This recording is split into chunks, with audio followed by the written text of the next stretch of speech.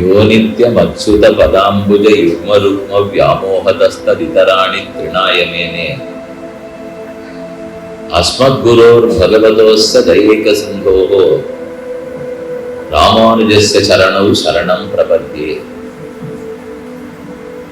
திருவேங்கடவனின் திருவருளுக்கு பாத்திரர்களாக இருக்கும் பக்தர்கள், நீங்கள் நிறைந்திருக்கும் இந்த போட்டியிலே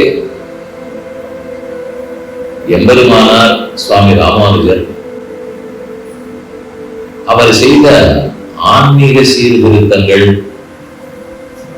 சமுதாய சீர்திருத்தங்கள் அடியனுக்கு தலைப்பு கொடுக்கப்பட்டது.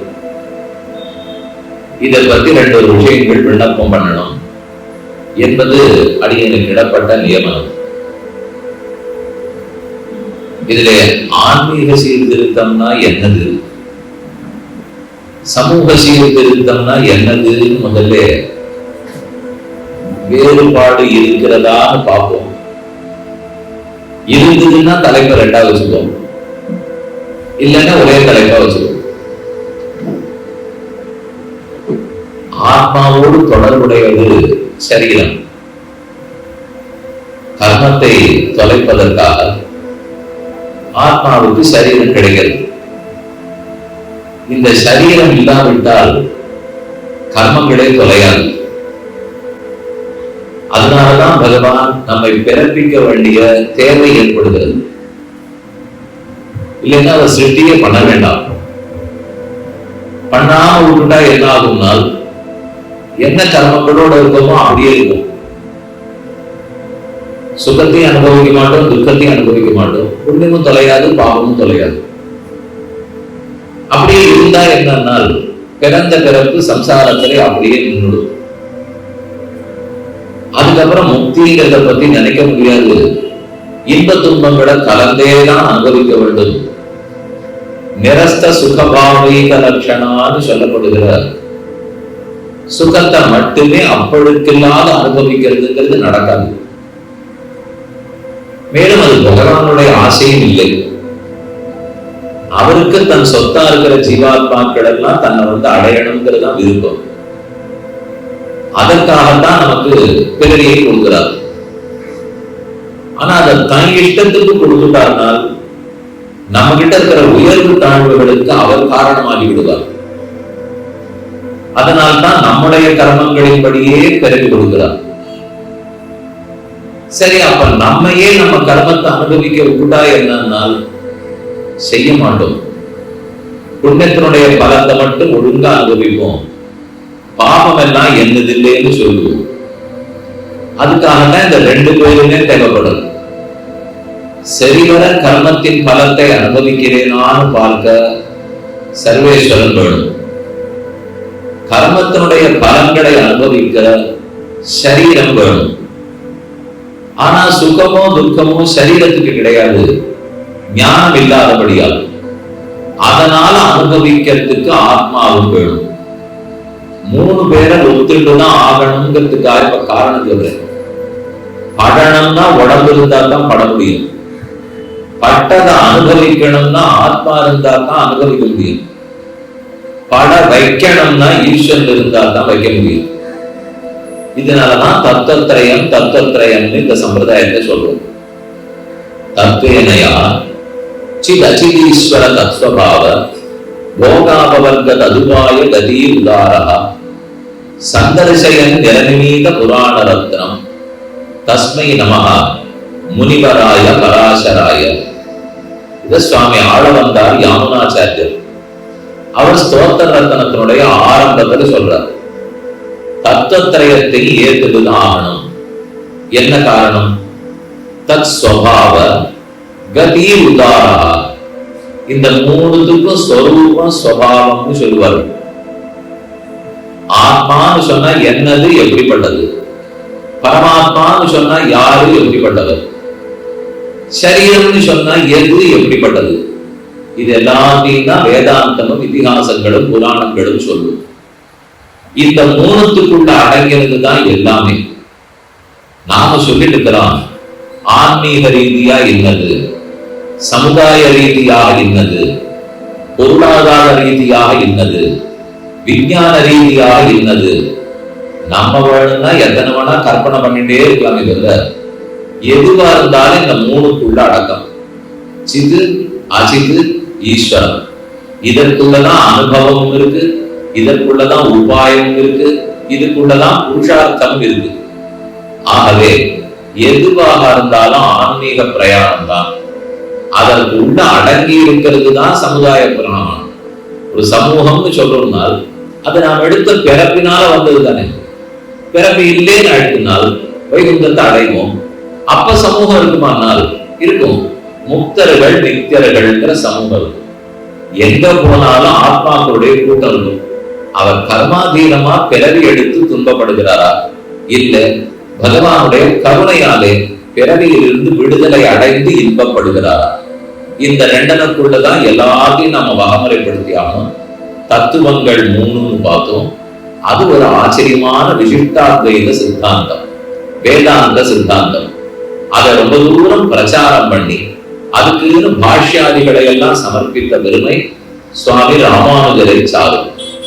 அந்த ராமானுஜர் ரொம்ப ஆச்சரியமான சந்நிதி. இந்த இடத்துல கோயில் கொண்டு எழுந்தருளி இருக்கிறார். ராமானுஜர் மட்டும் அங்க உள்ள இல்லை. நீங்க எல்லாரும் உள்ள சேவிச்சிருக்கீங்க.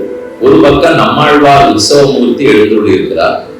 அடுத்து நம்மாழ்வார் மூலவர் உற்சவர் ஆச்சரியமா எழுந்தருளி இருக்கிறார். மூலமூர்த்தி எழுந்தருளி இருக்கிறார். அதற்கடுத்தது அவருக்கு இடதுபுறத்திலே சுவாமி மணவாள மாமுனிகளுடைய உற்சவமூர்த்தி எழுந்தருளி இருக்கிறார். பராங்குஷர், பரகால, எதிவராதிகள்னு சேர்த்து சொல்வார்கள். பராங்குஷர் சுவாமி நம்மாழ்வார், அதே போல பரகால திருவங்கி ஆழ்வார். அவர் அங்க இல்லையினால் பொதுவா கோவில்கள்ல என்ன வழக்கம்னால் எல்லா ஆழ்வார்களுக்கும் பிரதிநிதி சுவாமி நம்மாழ்வார். அவர் எழுந்துருட்டார்னு சொன்னால் 10 பேரே எழுந்துருள் இருக்கான்னு தான் அர்த்தம். அவ்வளவையே குரு பரம்பரைக்கு 13 வாக்கியங்கள் சொல்றோம் இல்லையா? அஸ்மத் குருப்பியோ நமஹா, அஸ்மத் பரமகுருப்பியோ நமஹா, அஸ்மத் சர்வகுருப்பியோ நமஹா, இப்படின்னு சொல்லிட்டு போறச்சே பராங்குஷருக்கு வாக்கியம் இருக்கு, ஷடகோபனுக்கு வாக்கியம் இருக்கு, ஸ்ரீமதே ஷடகோபாய நமஹான்னு சொல்லிடுவோம். பரகாலனுக்கு, விப்ரநாராயணருக்கு, பக்திசாரனுக்கு, பொய்யாழ்வார், புதுத்தாழ்வார், பையாழ்வாருக்கெல்லாம் தனித்தனியா வாக்கியம் இல்லை. ஆனா அவர்கள் அத்தனை பேருமே நம்மாழ்வாருக்குள்ள அடக்கம்னு வச்சுக்க வேண்டியதான். அந்த ஓர் ஆழ்வார் எழுந்துருளினால் எல்லா ஆழ்வார்களும் எழுந்துருட்டான்னு கொள்ள வேண்டும். அதனால ஆழ்வார்களுக்கு பிரதிநிதி அவர் இருக்கார். ராமானுஜர் மட்டும்தானே இருக்கிறார்னால் ஆச்சாரியர்கள் அத்தனை பேருக்கும் பிரதிநிதியாக ராமானுஜர் எழுந்துருளி இருக்கிறார். அதை பத்தி பாட்டே உங்களுக்கு தெரியும். இருப்பிடம் வைகுந்தம் வேங்கடம் மாநிலம் சோலையெங்கும் பொறுப்பிடம் மாயனுக்கென்பர் நல்லோர் அவதன்னொடும் வந்திருப்பிடம் மாயனி ராமானுஜன் மனத்து இன்னவன் வந்திருப்பிடம் எந்த நிலையத்துள்ளே தனக்கின்புறவே. எல்லா திவ்ய தேசத்து பெருமாளுமே அவருடைய திருமையில் இருக்கார் என்றால் அப்ப ஆச்சாரியர்கள் அத்தனை பேர் அவரிடத்துல இருக்காங்கிறது சந்தேகத்துக்கே இடமே இல்லை. இன்னைக்கும் திருமலையில பெருமாளை சேவிக்க பொருள் திருவேங்கடமுடையான் ஒருத்தர் தான் இருக்கார். ஆதி காலத்திலேயே அவர் மட்டும்தான் இருந்தார். ராமானுஜர் காலத்துக்கு பிற்பாடு அவருடைய சன்னதி மட்டும் பிராகாரத்திலேயே இருக்கிறது. இன்னைக்கும் பெருமாளுக்கு சாயங்காலம் புறப்பாடாகி திரும்ப உள்ள வரார். அவருக்கு நித்தியோத்சவமே கண்டுள்ளார். தினமுமே புறப்பாடு. நம்ம எல்லாம் பச்சைபருவ புறப்பாடு நடத்துவோம். தாயாருக்கு 4 வெள்ளிக்கிழமை அன்னைக்கு புறப்பாடு நடக்கும். ஆனா அங்க பெருமாள் ரொம்ப பெரிய இல்லையா, எல்லாரும் காத்துட்டு இருக்கா. அதனால நித்திய கல்யாணமா நித்தியோத்சவம் நடக்கும். அந்த சின்ன தோழிஞானோட திரும்ப வந்து இறங்குறார். இறங்கும் போதே உடையவருக்கு தான் சேவை. அவரிடத்திலேருந்து விடை பெற்று கொண்டுதான் தன் ஸ்தானத்துக்குள்ள போறார். அவ்வளவு ஏன் கார்த்தால மணி அடித்து பெருமாளுக்கு நைவேத்தியம் எல்லாம் அமுது செய்யப்படுவார்கள், கண்ட்ரோல பண்ணுவாங்க. அது ஆன உடனே பிரசாதம் எல்லாம் உடையவர் சன்னதிக்கு போகும். அதுக்கு ஒரு வழக்கம் வச்சிருக்கா. குலசேகரன் படின்னு பெருமாளுக்கு முன்னாடி படி இருக்கும். அந்த படிக்கு உள்ள வைக்கப்பட்ட பிரசாதம் எல்லாம் ராமானுஜருடைய சன்னதிக்கு போகும். அந்த படிக்கு வெளியில வைக்கப்பட்ட பிரசாதம் எல்லாம் அவருடைய சன்னதிக்கு போகாது. இப்படி உள்ள இருக்கிற பிரசாதம் போய் அவரும் கண்டருடைய அதுக்கப்புறம் தான் எல்லாருக்கும் பிரசாத விநியோகம் ஆகும். அதனால எந்த பெருமாளா இருந்தாலும் எந்த ஆச்சாரியனா இருந்தாலும் ராமானுஜர் திருமேனியில அடங்கித்தான் இருக்கா. அதுக்காக அவர் எழுந்தருளி இருக்கிறார். அப்படி பார்த்தா மணவாள மாமுனிகளும் ஆச்சாரியனுக்குள்ள ஒருத்தர் தானே. அவருக்குள்ள அடக்கம் இல்லையா? அவர் யதீந்திர பவனர், யதி புனரவதாரம்னு கொண்டாடி கொண்டிருக்கிறோம். யதீந்திர பவனம் வந்தே ரங்கஜாமாதரம் முனின்னு சொல்றோம். அப்ப அவரே அவருடைய திருப்படி தானே தனியா எழுந்துள்ளணுமானால் இந்த 3 பேரையும் நல்லா மனசுல வாங்கிக்கோ. இப்ப நாம பார்க்க போறது ஆன்மீக சீர்திருத்தம், சமுதாய சீர்திருத்தம். அது என்ன சீர்திருத்தம்னு சொல்றேன். நாம என்னமோ அது வெளிப்புலகத்துக்கு சீர்திருத்தம்னு தப்பா புரிஞ்சிருந்தோம். அது ரொம்ப பெரிய சீர்திருத்தம். அப்படின்னா வேதாந்தத்துல பெருமாள் என்ன ஆசைப்பட்டு இருக்கிறாரோ, எதை தன்னை அடையறதுக்கு உபாயம் நினைத்தாரோ அந்த விஷயத்துல அவர் பண்ணிருந்த சீர்திருத்தம். சீர்திருத்தம்ங்கிற சொல்லே முதல்ல தப்பு. நீ தானே தலைப்பு கொடுத்தீர் அப்படின்னா முதலாளிய தலைப்பு கொடுக்கல. தலைப்பு கொடுத்தவர்களுக்கு ஒரு தப்பும் இல்லை. ஏன்னா பொதுவாகவே இந்த சப்தம் பிரயோகப்படுத்தப்படுகிறது. அது எதுக்கு பிரயோகப்படுத்தணும், எதுக்கு பிரயோகப்படுத்த கூடாதுன்னு சொல்றேன். ஏதோ ஒண்ணு சீரா இல்லை, அதை திருத்தணும் அப்படின்னா சீர்திருத்தம்ங்கிறது சரி. அப்ப ராமானுஜர் என்ன பண்ணிருக்காரோ, எதுல மாறுதல் கொண்டாரோ அதெல்லாம் அதுக்கு முன்னாடி சீரா இருக்கலேன்னு வச்சுக்கணும். அப்படின்னா தான் அது சரிப்படுத்த முடியும். ஆனா அந்த இடத்துல ஒரு நெருடல் இருக்கு. இந்த கோவில் எத்தனை வருஷம் ஆச்சு, இந்த பக்கத்துல பெரிய கட்டடம் வந்துருக்கு, அதை பத்தி இந்த தை மாசத்துக்குள்ள சம்பரோஷணம் பண்ணணுங்கிறா. அப்படியே 12 வருஷம் 15 வருஷத்துக்கு ஒரு தடவை கோவிலுக்கு சம்பரோஷணம் ஆகும். அப்ப என்ன சொல்லுவா, புனருத்தாரணம் பண்ணினார்கள், திருப்பணி நடந்தது அப்படின்னச்சே. அப்ப முன்னாடி உத்தரணம் ஆலையா, இப்பதான் புனகா உத்தரணம் பண்ண போறதா? முன்னாடி திருவாராதனை நடந்திருந்ததா இல்லையா? முன்னாடி நிற்கும் தடிகள் கண்டவரை பண்ணிட்டாரா இல்லையா? முன்னாடி எல்லாம் பக்தர்கள் வந்திருந்தாளா இல்லையா? வந்து கொண்டிருந்தாலும் ஏதோ சில மாறுதல்களை கொண்டு வருகிற முடியும். அதை திரும்ப ஸ்தாபிக்கிறதுக்கான முயற்சி பண்ற முடியும். அவ்வளவுதான் அந்த சீர்திருத்தத்துக்கு அர்த்தம் வச்சுக்கணுமே தவிர என்னத்தையும் மொத்தமா மாத்திட்டாரா அர்த்தம் அது வரைக்கும் இல்லை. இந்த எண்ணம் நம்ம கிட்ட ஏன் தெரியுமா வருது? இன்னைக்கு இருக்கிற ஊடகங்களின் பாதிப்புனால வருது.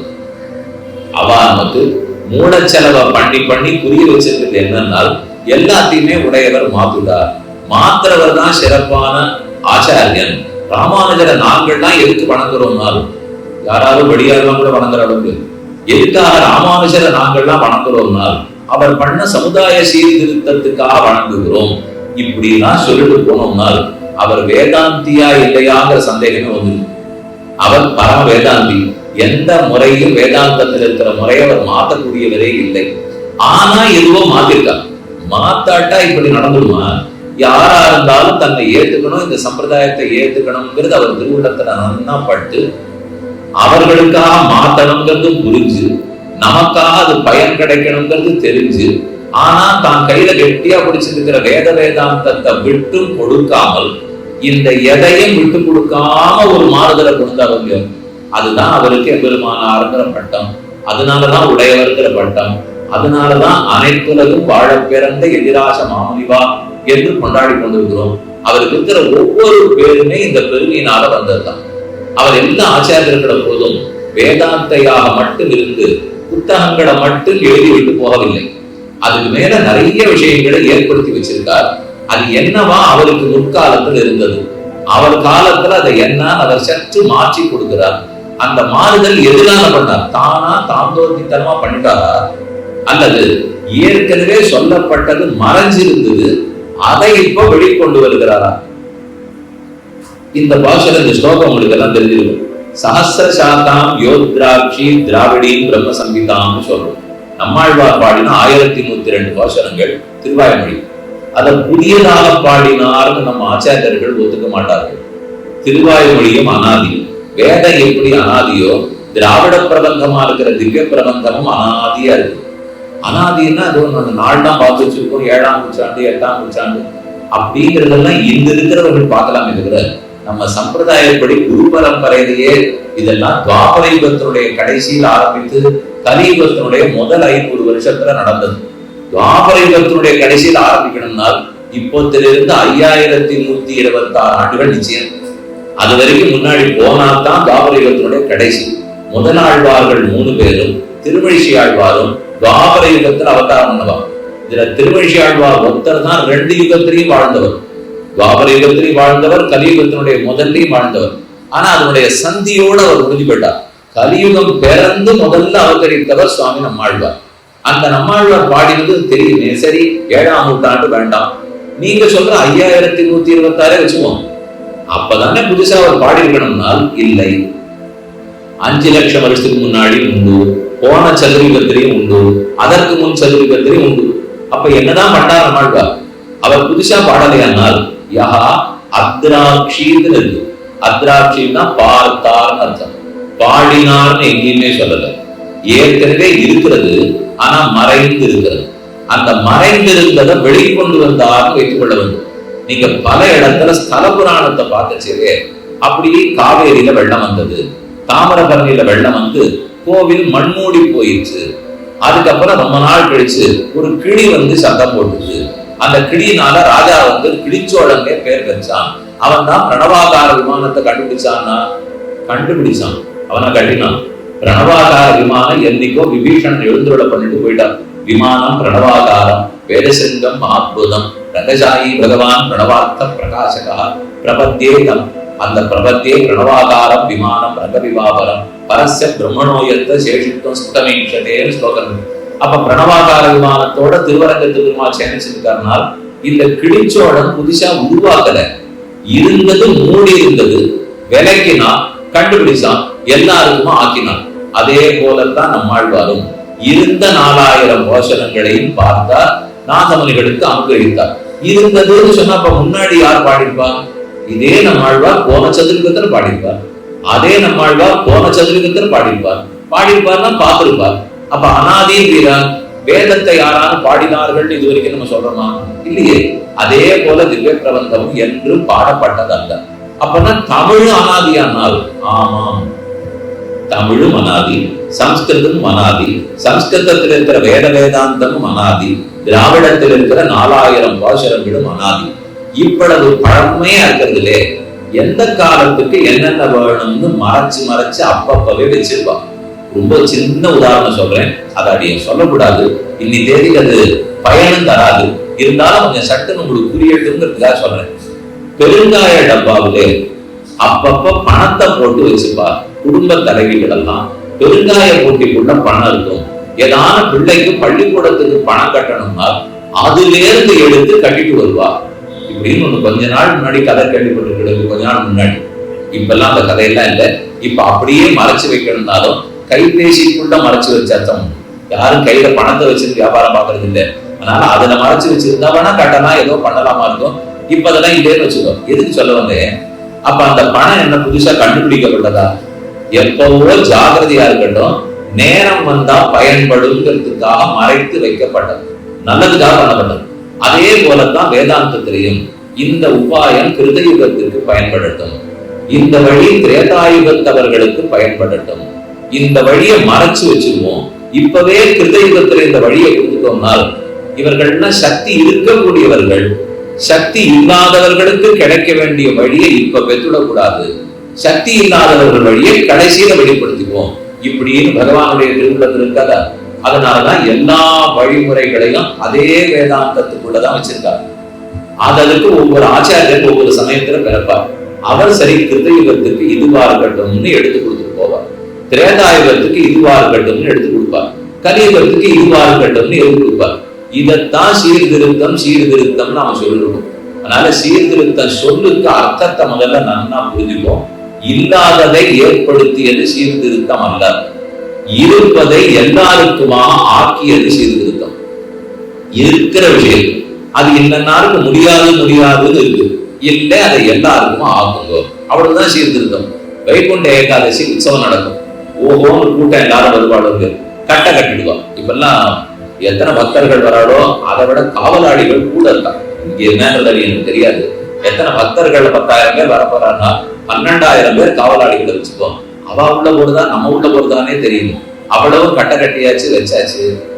ஆனா அதை நம்ம போனோம், ஒரு சுவாமி ஒருத்தர் வந்திருக்கார், இல்ல உடம்பு முடியாத ஒருத்தர் வந்திருக்கார், அவளை உள்ள அழைச்சிட்டு போனோம்னு வச்சுக்கோ. அவளுக்கா முன்னாடியே தெரியும் எந்த இடத்துல கட்டைய துடி நகர்த்தினா ஒருத்தரை உள்ள கூட்டிட்டு போயிடலாம். அது நமக்கு தெரியாது, நமக்கு தெரிஞ்ச போட்டு. அதனால அது நமக்கு தெரியாம வைக்க மாட்டா. நிர்வாகத்துல இருக்கிறவாளுக்கு அது எந்த இடம்னு தெரியும். இங்க வாங்குவோம் கஞ்சாட காட்டி கூட்டிட்டு போவார், நம்ம சத்தம் போடாத ஒரு பின்னாடி போகணும். நீ கூட்டிட்டு போயிடு நல்லா நேரம் அழைச்சிட்டு போயிடுவீரான்னா அங்க கேட்டோம்னா பின்னாடி 4 பேர் சத்தம் போடுவோம். அதனால வாயத்திறக்காத ஒரு பின்னாடி போகணும். சட்டுன்னு ஒண்ணு நகர்த்துவார், நம்ம அப்படி உள்ள கூட்டிப்பார், திரும்ப அதை வச்சு மூடிடுவார், நம்ம பாட்டு உள்ள போடுவோம். இப்ப அந்த வழி புதிதாக கண்டுபிடிக்கப்பட்டதா ஏற்படுத்தப்பட்டதா? அந்த வழி முன்னாடி இருக்கிறவாளுக்கு இருந்துதா இல்லையா? பக்கத்துல இருக்கிறவா எல்லாருக்கும் அதிர்ச்சியா இருக்கும். இத்தனை நாள் இந்த வழிக்கு பக்கத்திலே நான் நின்று இருக்கேன், எனக்கு தெரியவே இல்லையென்னால் ஆட்டமே உங்களுக்கு தெரியணுங்கிற அவசியம் இல்லை. அவரால் முடியாது, அவருக்கு நான் அந்த வழியை காட்டினேன். உன்னால முடியும், நான் நின்று சேவிச்சுக்குவோம். அதே போலத்தான் இந்த வழிமுறைகள். எத்தனையோ உபாயங்கள் எல்லாம் இருக்கும். ஆனா அந்த உபாயம் கிருதயுகத்தவர்களுக்கு தேவையாக இருக்காது. அது துவாபர யுகத்துல தான் வெளியிடப்படும். துவாபர யுகத்துக்கே தேவையா இருக்காது, அது கலியுகத்துல தான் வெளியிடப்படும். அதற்கு ஆச்சாரியர்கள்லாம் பிறப்பார்கள், அவர்கள் அந்த சீர்திருத்தம் பண்ணுவார்கள். இதனாலதான் இந்த சம்பிரதாயத்தை சேராதவர்கள் சீர்திருத்தம் பண்ணா ஒத்துக்கூடாது. அது அடுத்த பெரிய ஆபத்து. எல்லாரும் என்ன சொல்வார்கள், இந்த சனாதன தர்மத்தையே சேராதவர்கள் உங்கள்கிட்ட என்னென்ன தப்பு இருக்கு அதெல்லாத்தையும் நாங்க சீர்திருத்துறோம். இது அவ வேலையே இல்லை, இது உள்ளேயே இருக்கிறவருடைய வேலை. ஏன்னா இந்த நிர்வாகத்துல இருக்கிறவரைத்தான் அந்த கட்டை எங்க நாத்தனும் தெரியும். வெளியிலே இருந்து வந்த நமக்கு அந்த கட்டை எங்க நாத்தனும் தெரியாது. நம்ம என்ன பண்ணுவோம், நான் கட்டி வச்சிருக்கிற இடத்துல ஒரு இடத்துல போய் எடுத்து தடதடான மொட்டை கட்டைக்கு கீழே விழுந்து ஒரே சத்தம் கூச்சல் குழப்பமாகி கடைசியில வைகுண்ட ஏகாட்சி இப்படி ஆயிடுதுன்னு ஆகிடுவோம். இதனால வெளி மனுஷானா அதை தொடவே கூடாது. யார் அந்த நிர்வாகத்துல உள்ள இருக்கக்கூடியவர்களோ அவர்கள் சத்தம் இல்லாத பண்ணிடுவா, சத்தம் இல்லாத மூடுவா. அதனால இதையும் நல்லா ஞாபகம் வச்சுக்கோ. சீர்திருத்தங்கிறது வெளியில இருக்கிறவர் இந்த தர்மத்துக்குள்ள சீர்திருத்தினேன்னு சொல்றது தவறு. உள்ள இருக்கிறவர்களே தான் சீர்திருத்த வேண்டும். சீர்திருத்தம் என்றது இல்லாததை உருவாக்குவதும் அல்ல, இருப்பதை எல்லாருக்குமாக ஆக்குவது. அந்த ஆச்சாரியர்கள் தான் கண்டுபிடிச்சு வராங்க. அதுவும் இல்லை, அந்த வழியைத்தான் ஏற்கனவே வச்சுத்தானே கட்டுறா. அந்த நாட்டுல சுரங்க பாதையெல்லாம் வைப்பா பாருங்க. ஏதான ஆபத்து வந்ததுன்னா இந்த வழியா உடல்படுவோம். பெருமாளையே வெளியே இடம் கொண்டு போனோம்னா கூட அதுக்கெல்லாம் ஏற்பாடு பண்ணி வச்சிருவா. அதே போல இந்த தர்ம பாதையில் நிறைய வழிமுறைகள்லாம் இருக்கு. அதுல ஒரு வழிமுறை கர்மயோகம், ஞான யோகம்ங்கிற உபாயம். மற்றொரு வழி பக்தி யோகம்ங்கிற உபாயம். அடுத்த வழி பிரபத்தி சரணாகதிங்கிற உபாயம். இன்னும் சிறப்பான வழி ஆச்சாரிய சம்பந்தம், ஆச்சாரிய அபிமானம்ங்கிற உபாயம். இப்படி பல வகைகள்லாம் இருக்கு. இதுல திடீர்னு கடைசியில எளிதான வகையை கிருதயுகத்தில் இருக்கிறவருக்கு பெருமாள் கொடுக்கவே மாட்டார்.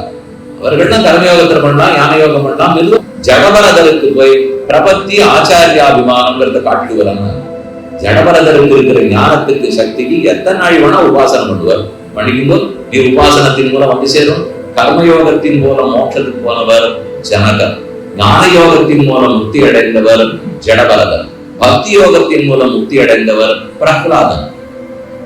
இவர்கள்ல யாரானும் கலியுகத்துக்காரடா? எல்லாம் கிருதயுகம் திரேதாயுகத்தோட முடிஞ்சது. சொன்ன 3 பேருமே கிருத திரேதாயுகத்துக்கார. அதுக்கப்புறம் பக்தி யோகம், பக்தி யோகம் கூட முடியாது என்ற காலம் இருக்கிறது. அந்த துவாபர யுகத்துல வந்த பிற்பாடு பெருமாள் மறுபடியும் அதை மாத்துறாரு. அடியை மாத்தறான்னு சொல்லச்சே புரியத்துக்காக வாய்ப்பழக்கத்துக்காக சொல்லிருந்தவரை எதையும் மாத்தல. இந்த மார்க்கத்திலிருந்து இது இப்ப போட்டோம், உங்களால இனிமே முடியாது, இந்த மார்க்கத்தின்படி நீங்க நடந்துக்கும் போது உங்க வழியை திறந்து விடுகிறார். அப்படி திறந்து விட்ட 3 பேர் தான் இந்த உள்ள இருக்கா.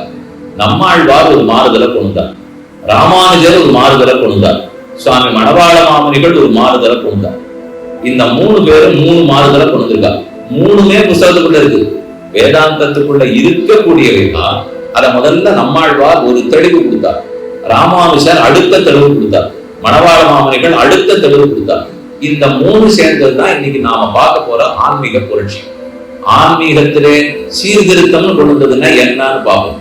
ஆதி காலத்திலேருந்து உபனிஷத்து சொன்னது ஞானா மோக்ஷா, ஞான மார்க்கத்தாலே மோட்சம் தான் எங்கு ஒத்துக்கப்பட்டிருக்கு.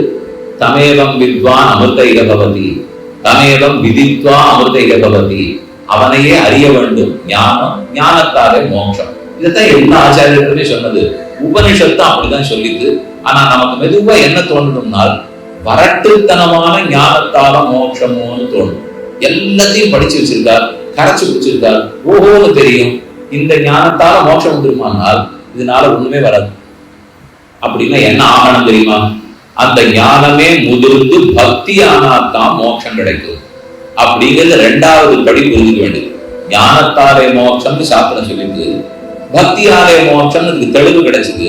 உடனே நம்ம என்ன நினைச்சு கூடாதுன்னா, அப்ப சாஸ்திரத்துல ஞானத்தாலேன்னு தான் இருக்கு, இந்த ஆச்சாரியன் தான் பக்தியாலே மோட்சம்னு மாத்தி விட்டுட்டாருன்னு நான் சொல்ல வரல.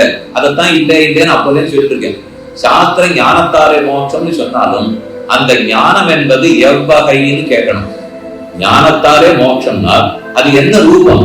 என்ன மாதிரி ஞானத்தாலே மோட்சம்னால் பக்தி ரூபாவன்ன ஞானத்தால மோட்சம் ஒரு தெளிவு கிடைக்கும். பக்தியின் வடிவை அடைந்திருக்கிற ஞானத்தால தான் மோட்சம். ஞானத்தால மோட்சம் யாரும் மாத்தல. ஆனா வெறும் ஞானத்தால மோட்சம் இல்லை, அது பக்தியின் மாறணும். பத்துடை அடியவர்க்கு எளியவன் பிறர்களுக்கரிய வித்தான் மலர் மகள் விரும்பும் நமரும் பெறநடிகள் மற்றொரு கடை வெண்ணை கடவின் உறவிடை ஆப்புண்டு எத்திரம் உறவினோடு இணைந்திருந்தேங்கிய எளிவே. இது நம்மாழ்வாருடைய பாசனம். அவர் கொடுத்த முதல் பெடு என்ன தெரியுமோ? ஞானம் ஞானம்னு மட்டும் வச்சிருக்காதீங்க, மயர் வர மதிநலம் அப்படின்னு சொன்னாரு. மதிங்கிறது ஞானம், நலம்ங்கிறது பக்தி. பக்தி ரூபாவந்த ஞானத்தை அடையணும். அதைத்தான் உபனிஷத்துக்கள்லாம் சொல்லியிருக்குன்னு முதல் சீர்திருத்தம் கொடுத்தான். அதுக்கு முன்னாடி எல்லாம் ஞானத்தை பத்தி தான் ரிஷிகள் பேசுவா. ரிஷிகள் காலத்துல பக்தின்னு நிறைய நீங்க கேள்விப்பட்டிருக்கீங்க. ரிஷிகள் காலத்துல ஞானம் தியானம் ஞானம் தியானம் இதுவேதான் இருக்கும். அப்புறம் ஆழ்வார்கள் வரைச்சே ஒவ்வொரு ரிஷிகள் வெறும் ஞானிகள்னு மட்டும் நினைக்க வேண்டாம், அவர்கள்லாம் உபாசகர்கள்னு தெளிவுபடுத்தினார். இப்ப அடுத்த சப்தத்துக்கு வருவோம். ஞானம்னு ஒரு சப்தம் சொன்னீர், பக்தின்னு ஒண்ணு சொன்னீர், உபாசனம்னு ஒண்ணு சொன்னீர். இந்த மூணு வேறையா? இந்த மூணு ஒண்ணா? உபாசனம்னு சொல்றதும் பக்தின்னு சொல்றதும் ஒண்ணுதான். அந்த ரெண்டு வெவ்வேறு இல்லை. ஆனா அதுல வேற இருக்கு. இருக்குங்கிறீங்களா இல்லைங்கிறீங்களா? உபாசனமும் பக்தியும் ஒண்ணானா? ஒண்ணுதான். ஆனா ஒரு 5 நிமிஷம் கழிச்சு ஒண்ணு இல்லைன்னு சொல்ல போறேன், கோச்சுக்காதீங்க. இப்போதைக்கு அது ஒண்ணுன்னு வச்சுங்க. உபாசனம்னு சொன்னாலும் பக்தின்னு சொன்னாலும் ஒன்று. அந்த ஒன்று என்ன செய்யும்? உபாயமாக இருக்கும். பகவானை அடைவதற்கு அது சிறப்பான உபாயமாக இருக்கும். இதைத்தான் எனக்கு பெருமாள் ஊட்டினார், மயர் வர மதிநலம் அருளினார்.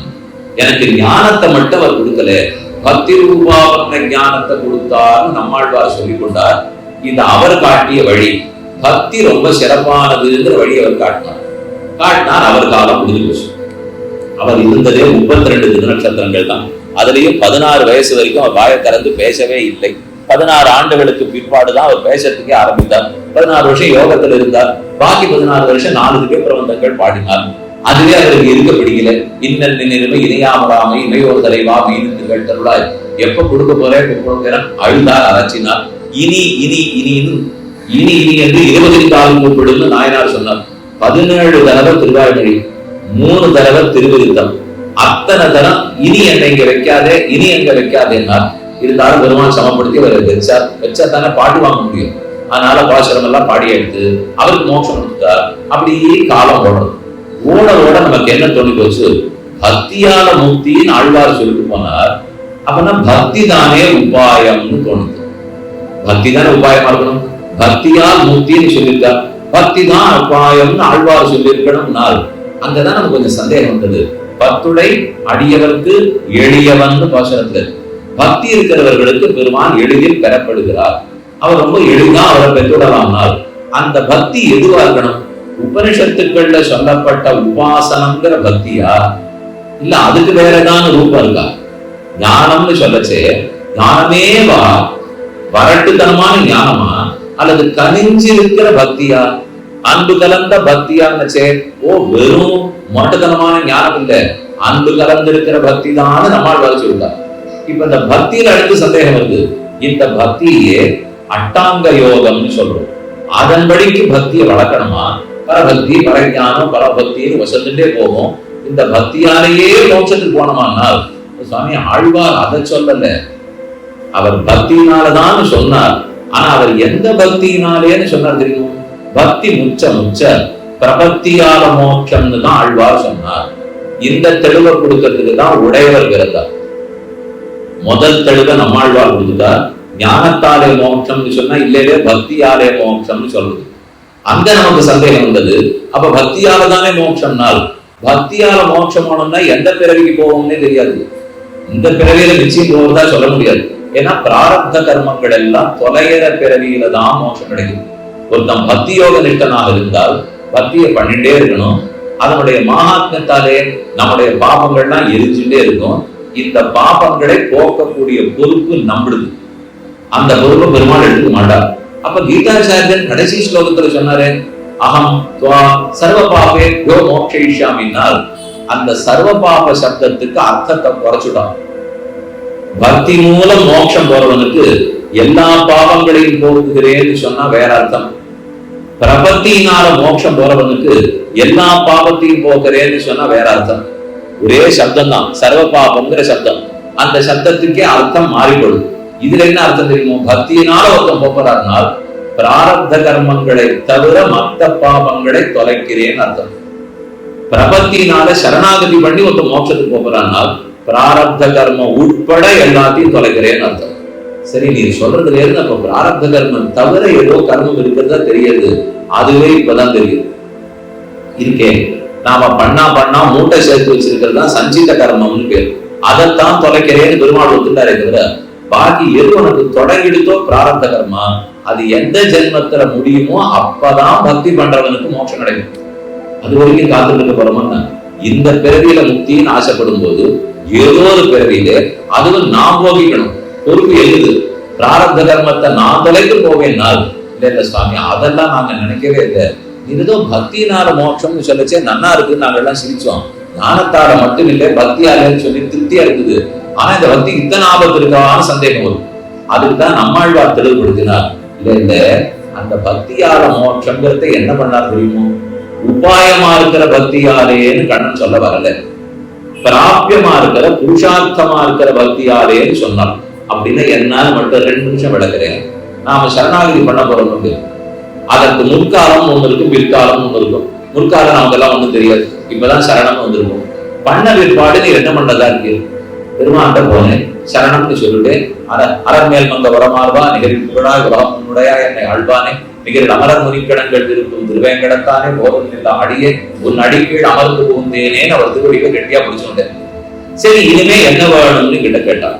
ஒண்ணுதான் பிரார்த்தனை, ஒழிவு காலம் எல்லாம் உடனாய் நம்பி வழிவிதான் அழிவு செய்ய வேண்டும்னா தெளிவுதவி திருவேங்கடம் தெளிவுகொள் சோதி எந்த தந்த தந்தைக்கே உனக்கும் தேவிமார்களுக்கும் பக்தர்களுக்கும் கைகீரம் பண்ணிட்டே இருக்கணும்.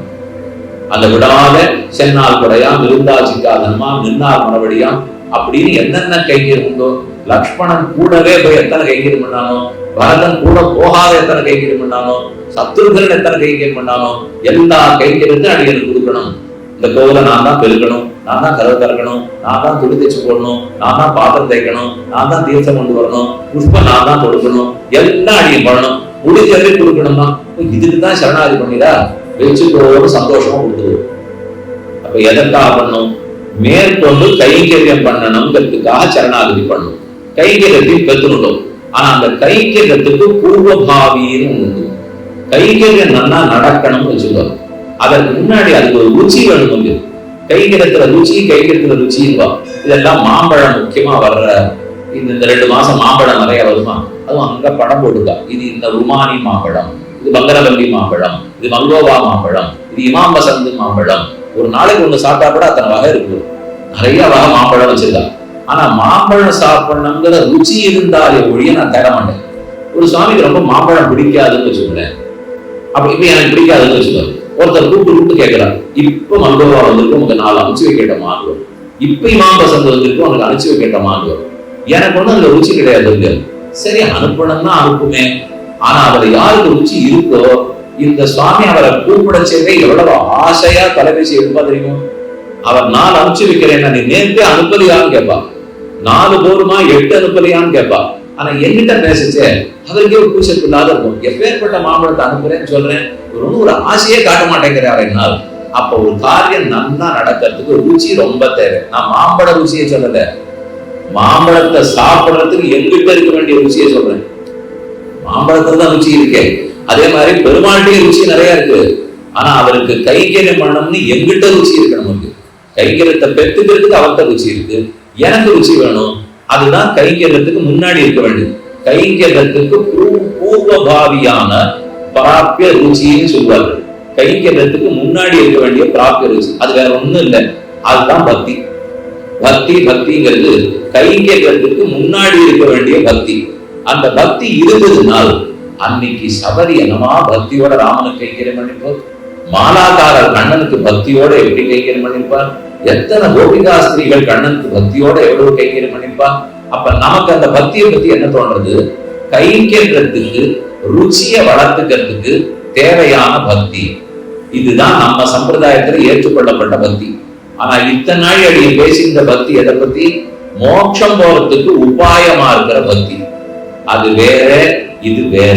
நான் மோட்சம் போறதுக்கு உபாயமான பக்தி கேட்கவே இல்லை பெருமாள்கிட்ட. அப்ப அது எதுன்னா அதான் அவராச்சே. எப்ப அவர் திருவடிகள்ல சரணம்னு பச்சுக்கணும், அவர் தான் எனக்கு மோட்சம் பெற்றுக் கொடுக்க வேண்டும். அதுல என் முயற்சி எதுவும் இல்லை. இனிமே நான் செய்ய வேண்டியது கைங்கரியம். அந்த கைங்கரியத்துக்கும் பக்தி தேவைப்படுறது இல்லையோ. ராமானுஜர் அந்த தெளிவைத்தான் கொடுத்தார். நம்மாழ்வார் தானா பக்தியாலேன்னு சொல்லி போனார். நீ குழம்பிக்காதே, அந்த பக்திங்கிறது உபாசனாத்மகமான பக்தி இல்லை. அந்த பக்தி கைங்கரியத்துல ருச்சிக்கு முன்னாடி இருக்க வேண்டிய பக்தி. அதனால பிரபத்தி தான் உனக்கு ஒவ்வொரு நாளும் பெற்றுக் கொடுக்கும். பெருமான் திருவடிகள் தான் ஒரே உபாயமாக இருக்கும். இந்த இரண்டாவது தெளிவை உடையவர் கொடுத்தார். ஞானத்திலிருந்து பக்தின்னு நம்மாழ்வார் சொல்லி போனார். பக்தியிலிருந்து பிரபத்தின்னு சொல்லி அந்த பக்தியினுடைய வடிவத்தை சரிப்படுத்தி கொடுத்துட்டு போனார் உடையவர். ஞானத்தினுடைய வடிவத்துல தெளிவு கொண்டது நம்மாழ்வார். பக்தியினுடைய வடிவத்துல தெளிவு கொண்டது சுவாமி ராமானுஜர். இது இரண்டாவது கட்டமும் முடிஞ்சு போச்சு. இனிமே மூணாவது கட்டம் சுவாமி மணவாள மாமனிகள் காலம். ஒண்ணு 5126, இன்னொன்னு 1000, இன்னொன்னு 700. 3 காலமா பிரிச்சுங்களேன். சுமாரா சொன்னேன், இது சரியா கணப்பா சொன்னீரான்னு தெரியும். அதனால அது 5125 வருஷத்துக்கு முன்னாடி நம்மாழ்வார் இருந்தார். மணவாள மாமனிகள் அவதரித்த போது இது எல்லாமே சரிதான், பிரபத்தியில் பண்ண வேண்டியதுதான். அந்த பிரபத்தி பண்றதுல சரணாகதியிலே எங்களுக்கு ஒரு சந்தேகம் இருக்கு. அந்த சரணாகதி யாருகிட்ட பண்ண வேணும்னு தோணிது. பெருமாட்ட தான், வேற ஆட்ட பண்ணுவா? ஆழ்வார்கள் தான் அவர்கிட்ட தான் பண்ணினார்கள். ஆழ்வார்களுக்கு பகவான் 2 வடிவத்துல உதவி பண்ணிட்டார். பகவானாவும் இருந்திருக்கார், பீதகமாடை பிரானார் பிறகு உருவாகி வந்துங்கிற பாசுரத்தின்படி ஆச்சாரியனாகவும் இருந்திருக்கார். ஆழ்வார்களுக்கு பகவானா பகவான், கடவுளும் அவர் தான், ஆச்சாரியனும் அவர் தான். ஆனா உடையவர் யோசிச்சு பார்க்கிறார், நமக்கெல்லாம் பகவான் ஆச்சாரியனா இருக்க மாட்டாரே. ஆழ்வார்களுக்கு வேற யாரையும் தெரியும், அவளுக்கு ஒத்தே போகாது. அடுத்த ஒரு மனுஷனோட ஆழ்வார்களுக்கு ஒத்து போகாது.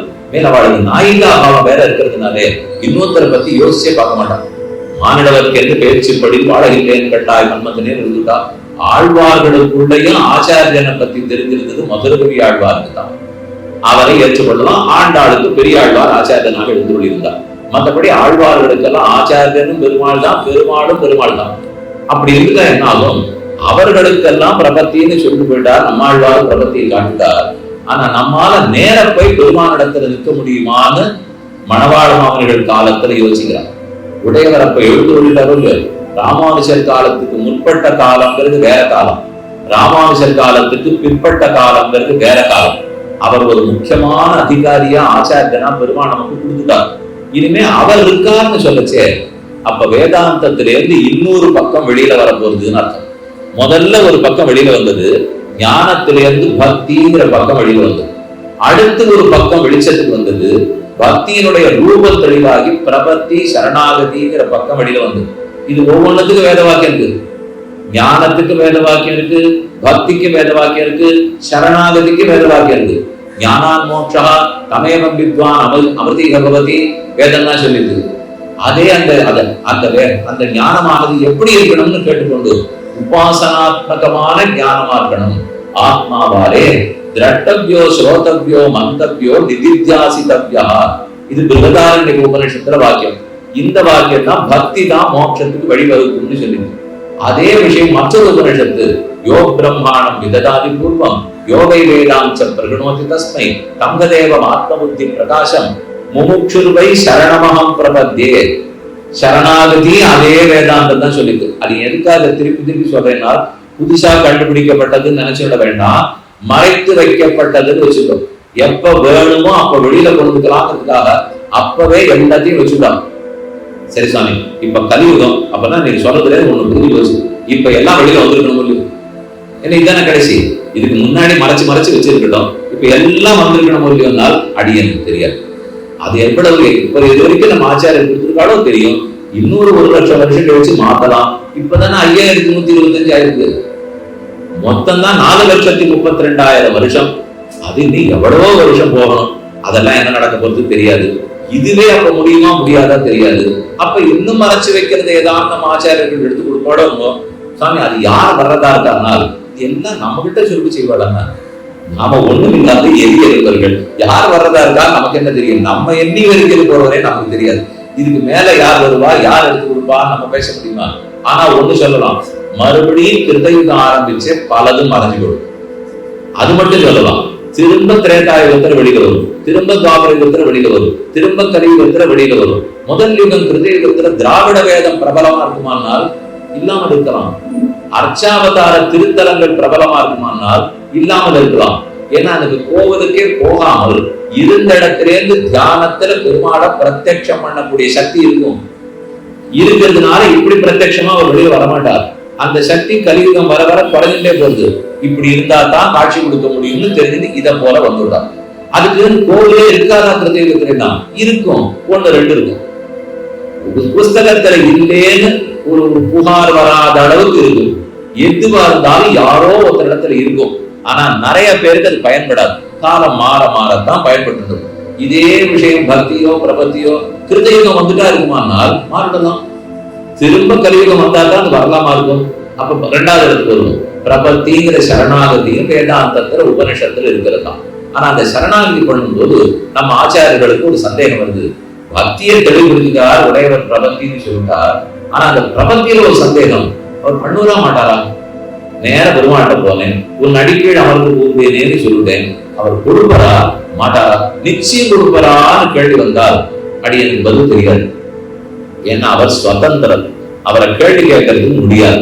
திடீர்னு சிசுபாலனுக்கு மோட்சம் கொடுத்தாலும் கொடுப்பர், தன்னை பெத்த தசரதனுக்கு சொர்க்கம் போனாலும் போயிடுவார். இதையும் செய்வார், அதையும் செய்வார். ஏன் சிசுபாலனை மோட்சத்துக்கு கொண்டு போனேன் நான் கேட்க முடியாது. ஏன் தசரதனுக்கு சொர்க்கம் கொடுக்கல, ஏன் சொர்க்கம் தான் கொடுத்த மோட்சம் கொடுக்கல, அது முன்னாடியே கேட்க முடியாது.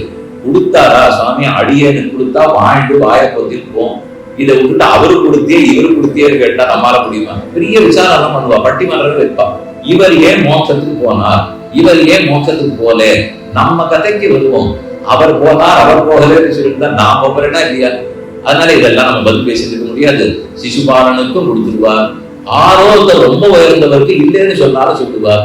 கௌசல்ய மோட்சத்துக்கு போனாடான்னா அது எனக்கு தெரியாது. பீஷ்மாச்சாரியர் போனாரான்னா கிரமமுக்தி அடைந்தார்னு ஒரு இடத்துல பாஷ்யத்திலேயே சொல்லப்பட்டது. இது எதுவுமே நமக்கு பேச தெரியாது. அதனால என்னன்னு எடுத்துக்கலாம், இப்படி போவாரா அப்படி போவாரா? மதில் மேல் பூனை. சரணாகதி நன்னதான் பண்ணேன், ஆனா அவர் நிச்சயம் கொடுத்துருவார்னு சொல்றதுக்கு எனக்கு வழி இருக்கு. காரணம் சுதந்திரரா இருக்கிறதுனால. அங்கதான் அடி எனக்கு ஒரு ஆசை வந்தது, யாரான ஒருத்தர் கண்டிப்பா கொடுக்கணும். ஆனா அவர் சுதந்திரரா இருக்கக்கூடாது, பரதந்திரரா இருக்கணும். மோட்சம் கொடுக்குற சக்தி இருக்கணும், மோட்சம் கொடுக்குற சக்தி இருக்கணும், ஆனா சுவாதந்திரம் இருக்கக்கூடாது.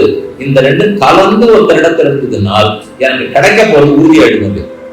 அவர் சுதந்திரம் இல்லை, பரதந்திரம். அப்படின்னு எந்த பக்கம் பாய முடியாது, கண்டிப்பா எனக்கு கொடுத்துதான் ஆகணும். அப்படின்னு இவர் பரதந்திரர் தான், இவர் பரதந்திரர் தான், அவர் பரதந்திரர் தான். அடிய உங்ககிட்ட வரேன், சரணாதி பண்றேன், நீங்க சுதந்திரம் இல்லையே, கண்டிப்பா நான் கேட்டதை கொடுத்துட்டு விடுங்க. நீங்க உடனே என் கால விடுங்க, நானும் பரதந்திரம் தானே, நீங்க கேட்டதை நான் கொடுத்துட்டு இல்லையோ. இதை போல நம்ம வேணா ஒருத்தர் பண்ணிக்கலாம்னால் பண்ணா ரெண்டு பேருக்கும் மோட்சம் கொடுக்குற சக்தி இல்லையே. ரெண்டு பேரும் பரதந்திரர்கள், ஆனா முக்தி அளிக்க முடியாது இல்லையோ. அப்ப ரெண்டு சேர வேண்டும். மோட்ச பிரதத்தமும் இருக்கணும், மோட்சம் கொடுக்குற சக்தி இருக்கணும், சுவாதந்திரம் இருக்கக்கூடாது. ஒண்ணு இருக்கணும், ஒண்ணு இருக்கக்கூடாது. இந்த ரெண்டு சேர்த்து கிடைக்குமான்னு தேடுறதுக்கு பார்த்தோம். ஆமாமா, அதெல்லாம் பெருமாள் எப்பவும் சொல்லி வச்சிருக்காரு. அதுவும் அந்த சாஸ்திரத்துக்குள்ளேயே இருக்குன்றதுதான் மணவாள மாமனிகள் காலத்துல வந்த தெளிவு. ஏன் இந்த தெளிவு அப்பதான் வந்தது, முன்னாடி வரலன்னால் அப்பேற்பட்ட ஒரு ஆச்சாரியர் ராமானுஜர் அதற்கு முன்னாடிதான் அவதாரம் பண்ணிருக்கிறதுனால அவரை வச்சுட்டு இனிமே அதை சொல்ல முடியாது. ஆச்சாரியாபிமானமே உபாயமாக இருக்கும். இதுதான் இவர் கொடுத்த தெளிவு. அந்த பிரபத்தி சரணாகதின்னு உடையவர் சொன்னாரே, அது யாரிடத்திலேருந்து தெளிவுபடுத்திக்கோ, ஆச்சாரியனிடத்துல சரணாகதி. ஆச்சாரியன் மூலம்தான் சரணாகதிங்கிறது மறுபடியும் சீர்திருத்தம். சீர்திருத்தம்னா என்ன அர்த்தம்னு முன்னாடியே சொல்றேன். மாத்தினது நினைச்சிக்கவே கூடாது, இருப்பதை வெளிக்கொணுத்தல். இந்த ஆச்சாரியனிடத்துல சரணாகதிங்கிறது இதுவும் உபனிஷத்துல இருக்காங்க, ரொம்ப நல்லா இருக்கு. உபகோசல வித்யை காலத்துல இருந்தே இருக்கு. ஆரோருக்குள்ள அக்னிய திருவாராதனம் வேண்டாம், ஆச்சாரியனிடத்துல பாடம் எல்லாம் கேட்கணும். அந்த ஆச்சாரியர் நிறைய தான் சொல்லி கொடுத்தார். அந்த பிள்ளை 12 வருஷம் இருக்குதான். ஆச்சாரியனுக்கு வயசுக்கு 16-17 வயசு ஆயிடுத்து. படிப்பை முடிச்சுட்டு வீட்டுக்கு புறத்து போய் ஆகணும். ஆனா என்னமோ இந்த கடைசி பாடத்தை மட்டும் சொல்லி கொடுக்க மாட்டேங்கிறார். சொன்னா அவன் கிளம்பி போடுவான். அதனால அவருக்கு அந்த பிள்ளை பேர்ல ஒரு ஆசை தான், நல்ல பிள்ளை தான், இருந்தாலும் அவர் சொல்லலை. ஒரு 3 நாள் நான் வெளியூருக்கு போறேன், பிள்ளை நான் ஆராதிச்சுட்டு இருக்கிற பெருமாளெல்லாம் நான் பார்த்துக்கோ, அக்னிக்கு ஆராதனை பண்ணுன்னு சொல்லிட்டு அவர் வெளியூருக்கு போனார். அவர் தர்ம பத்தினி கேட்டுட்டே இருந்தார். பர்த்தாவை பார்த்து, எதுக்கு இந்த பிள்ளைய சிரமம் கொடுக்குறேன், பாடம் தான் முடிஞ்சு போச்சே, பாக்கி இருக்கிற பாடத்தை சொல்லிட்டு அவன் பாட்டு போயிடுவோம் இல்லையா, அந்த கடைசி பகுதியை மட்டும் பாக்கி வச்சிருக்கீங்களேன்னு கேட்டுருந்தான். எனக்கு தெரியும் எப்ப சொல்லி கொடுக்கணும் அப்படின்னு வெறும் அவரும் சொல்லிட்டே இருக்கார். ஆயிடுத்து பிள்ளை உட்கார்ந்து இருக்கான், அவர் வெளியில போயிருக்கார், திருவாராதனம் பண்ணிட்டான், சாப்பாடு தர்மபத்திரி தானே போடணும், அப்ப அவதான் போட்டு இருக்கான். அவன் முகத்தை பார்த்தா வருத்தமா இருக்கு. ஏன்னா அந்த கடைசி பகுதியை சுத்தர மாட்டேங்கிறாரு. அவர் ரிக்கச்சையை கேட்டா கோபிச்சுப்பாருன்னு பிள்ளைக்கு தெரியும். அதனால முகத்து வருத்தத்தை பார்த்து தர்மபத்திரி கேட்கிறார், என்ன பிள்ளை ரொம்ப வருத்தமா இருக்கேன்னா, ஆமா நான் என்ன பண்ணுவேன், நானும் எத்தனையோ அவர் சுசுரூஷம் பண்ணி பார்த்துட்டேன், ஆனா கடைசி பகுதியை சொல்ல மாட்டேங்கிறார், எல்லாம் சொல்லுவது கவலைப்படாது, நீ அவர் சுசுரூஷம் பண்ணிட்டு தர்மபத்திரி சொல்லிட்டா. மறுநாளும் அக்னிக்கு ஆராதனை பண்ணார். அப்ப அந்த அக்னி தேவர்களுக்கு இந்த பிள்ளை தனக்கு ஆராதனை பண்ணதை பார்த்து ரொம்ப திருப்தியா இருக்குது. உனக்கு நான் வேணும்னா கேளு அப்படின்னு இவர்கள் கேட்டார். அக்னி கேட்கிறார். அந்த திரேதா அக்னிக்கு சொல்லுவான். அந்த 3 அக்னிகளுக்கும் ஆராதனை பண்ண உடனே அவ பார்த்து என்ன வேணும்னு கேட்கிறான். இந்த பிள்ளை பதில் சொன்னான். இவன் என்னத்தை கேட்கணும்னு ஆசைப்பட்டான் தெரியுமா, அந்த கடைசி பகுதி இன்னும் ஆச்சாரியன் சொல்லாத விட்டு வச்சிருக்காரு. அதை இவர்களிடத்துல கேட்டு தெரிஞ்சுடலாமான்னு உனக்கு ஆசை, நேர கேட்டா கண்டுபிடிச்சுக்குவோம். இப்ப இந்த உபன்யாசத்துக்கு ஒருத்தர் வந்தாரான்னு தெரிஞ்சுக்கணும்னு உங்களுக்கு ஆசைன்னு வச்சுக்கோங்க. நீ நடத்துறவாள் தான் கடவுள். உபன்யாசம் முடிஞ்சோடனே நீங்க வரல இன்னொருத்தர் வந்தாரான்னு உங்களுக்கு தெரிஞ்சுக்கணும். அப்ப உபன்யாசம் முடிஞ்சு பிற்பாடு அவளை கூட்டு இன்னைக்கு யாரெல்லாம் வந்திருந்தான்னு ஆரம்பிக்கணும். நேர யார் வந்தாலும் தெரிஞ்சுக்கணும். அவ பேர சொல்லிவிடா, சொல்ல மாட்டேன், சொன்ன இதுக்கு என்ன அவா பேர் இல்ல அப்படி இவர் நினைச்சு வரும்ல. அதனால கேள்வியை மெதுவா ஆரம்பிக்கணும், நான் சுருக்க ஆரம்பிக்கணும். இன்னைக்கு யாரெல்லாம் வந்திருந்தா, இன்னார் வந்தார் இன்னும் நீங்க நினைக்கிற பேர் அந்த வரல, இன்னும் யாரெல்லாம் வந்திருந்தாருன்னு கேட்டு அதுக்குள்ள இந்த பேசிட்டு இருக்கிறவர் எனக்கு யாரை கண்டுபிடிக்க நான் முயற்சி பண்றேன்னு தெரிஞ்சுட்டார். அதனால அந்த பேரை தவிர எல்லா பேரையும் அவர் சொல்றாரு. இவர் வந்தார் அப்படிங்கிறத சொல்லல. அதெல்லாம் சொல்லி கடைசியில வந்துட்டு நான் அவர் வந்தாரான்னு கேட்டேன்னா வரல அப்படின்னு சொல்லிட்டு வச்சுட்டார். அதனால ஆரம்பிக்கச்சே நேர கேட்டுவிட மாட்டார், பொதுவா கேட்கணும் முடியாது. அதை போல இந்த வேற 2-3 விஷயத்தெல்லாம் அந்த புள்ள கேட்டுட்டே போனான். அக்னி தேவர்கள் அந்த உபதேசம் எல்லாம் பண்ணிட்டே வந்தான். கடைசியில இந்த கேள்விக்கு வந்தான். இவனுக்கு எதை தெரிஞ்சுக்கணுமோ அந்த கேள்வியை கேட்டான். அவா ஜாகிரதை ஆயிட்டான். ஓ, இதவன் ஆச்சாரியன் சொல்லாம மறைச்சு வச்சிருக்கிற கேள்வி, நாம போய் அதை சொல்லக்கூடாது. அவ பதில் சொன்னது, என்னதான் நீ தேவதை ஆராதனம் பண்ணாலும் நாங்கள் உனக்கு கொடுக்க முடியாது. ஆச்சாரியஸ்துதே கதிம் பக்தா. இது நேர உபனிஷத்து முடிச்சுடும். ஆச்சாரியனைத்தான் நீ அண்டியாகணும், அவர் மூலம்தான் நீ பகவானை பெற்றாக வேண்டும், எங்க மூலம் நீ பெற முடியாது. நாங்க ஒண்ணு செய்யறோம், உனக்கு ஒரு அனுகிரகம் பண்றோம், திரும்பி வந்த ஆச்சாரியன் இழுக்காம உனக்கு சொல்லட்டும்னு அனுகிரகம் பண்றோம். இவ்வளவு ஜாக்கிரதையா சின்ன வரும். தாங்க சொல்லல, ஆச்சாரியன் தான் சொல்லட்டும்டா. ஆனா இந்த ஆராதனம் பண்ண பையனுக்கு ஒரு நல்லது செய்ய வேண்டாமா? அதுக்காக வர்ற ஆச்சாரியனுக்கு உன் பேர்ல கருணை வரட்டும், அவர் இனிமே நாழி கிடக்காமல் உடனே உனக்கு உபதேசம் பண்ணட்டும். திரும்பி வந்தா என்ன நடந்ததுன்னு ஆச்சாரியன் தெரிஞ்சுட்டார். ஏது அங்க கேட்டாப்புல இருக்க இந்த பிள்ளை என்ன பேசுவான், நம்ம ஆட்டம் மேலே கிழி மோட்டரோடைய பார்த்தான். பார்த்ததுக்கு அது ஒண்ணு கவலைப்படாதே உட்காரு அப்படின்னு வச்சா சொல்லி முடிச்சுட்டார். இந்த பகுதியிலேருந்து தெரிஞ்சுக்க வேண்டியது, பகவானை அண்டி பெற்றுவிட முடியாது, ஆச்சாரியனை அண்டித்தான் பெற்றாக வேணும்னு உபனிஷத்தை சொல்லணும். இந்த தெளிவுதான் மணவாள மாமுனிகள் காலத்துல வந்தது. அப்ப ஒவ்வொன்னா சீர்திருத்தம் என்னவா இருக்குன்னு பாருங்க. ஞானத்தாலே மோட்சம் இருந்ததை பரிஷ்காரம் பண்ணி மெருகூட்டி அந்த ஞானமே பக்தி வடிவத்தனதுன்னு நம்மாழ்வார் சொல்லிட்டு போனார். பத்துடை அடியவருக்கு எளியவன் அவர் சொல்லிட்டு போனார். அடுத்தது உடையவர் அவதரித்தார். வாஸ்தவம் பக்தியால மோட்சம்னா உபாய பக்தின்னு நினைச்சுட வேண்டாம். இல்ல பெருமானிடத்துல சரணாகதி பிரபத்தினாலதான் அவர் திருவடியாலதான் மோட்சம் கிடைக்கும். ஆனா அந்த சரணாகதி பண்ணவனுக்கு என்ன பலம்? கைங்கரியம் பலம். கைங்கரியத்துக்கு முன்னாடி எது வேணும்? பிராபியத்துல ருச்சி வேணும். அந்த ருச்சிக்கு பக்தி கண்டிப்பா வேணும் அப்படின்னு அவர் பக்தி விஷயத்துக்கு தெளிவுபடுத்தி கொடுத்தார். அப்படி இருந்தாலும் அந்த சரணாகதி யாரிடத்திலே கேள்வி வருமானால் பகவானிடத்துல இல்ல, அதையும் ஆச்சாரியன் மூலம் நாம் பண்ணியாகணும். ஏன்னா ஆச்சாரியஸ்துதே கதிம் பக்தான் இருக்கு. ஆகவே அவர் திருவடிகளை பற்றுவது ஆச்சாரியாபிமானம் தான் உபாயமாக இருக்கும் அப்படிங்கிறது மணவாள மாமுனிகள் காலத்துல தெளிவு வந்தது. இதுதான் இன்னைக்கு நாம புரிஞ்சுக்க வேண்டிய சீர்திருத்தம். இவ்வளவுதான் சீர்திருத்தம். எத்தனை நாளுக்கு முடிஞ்சு போச்சு?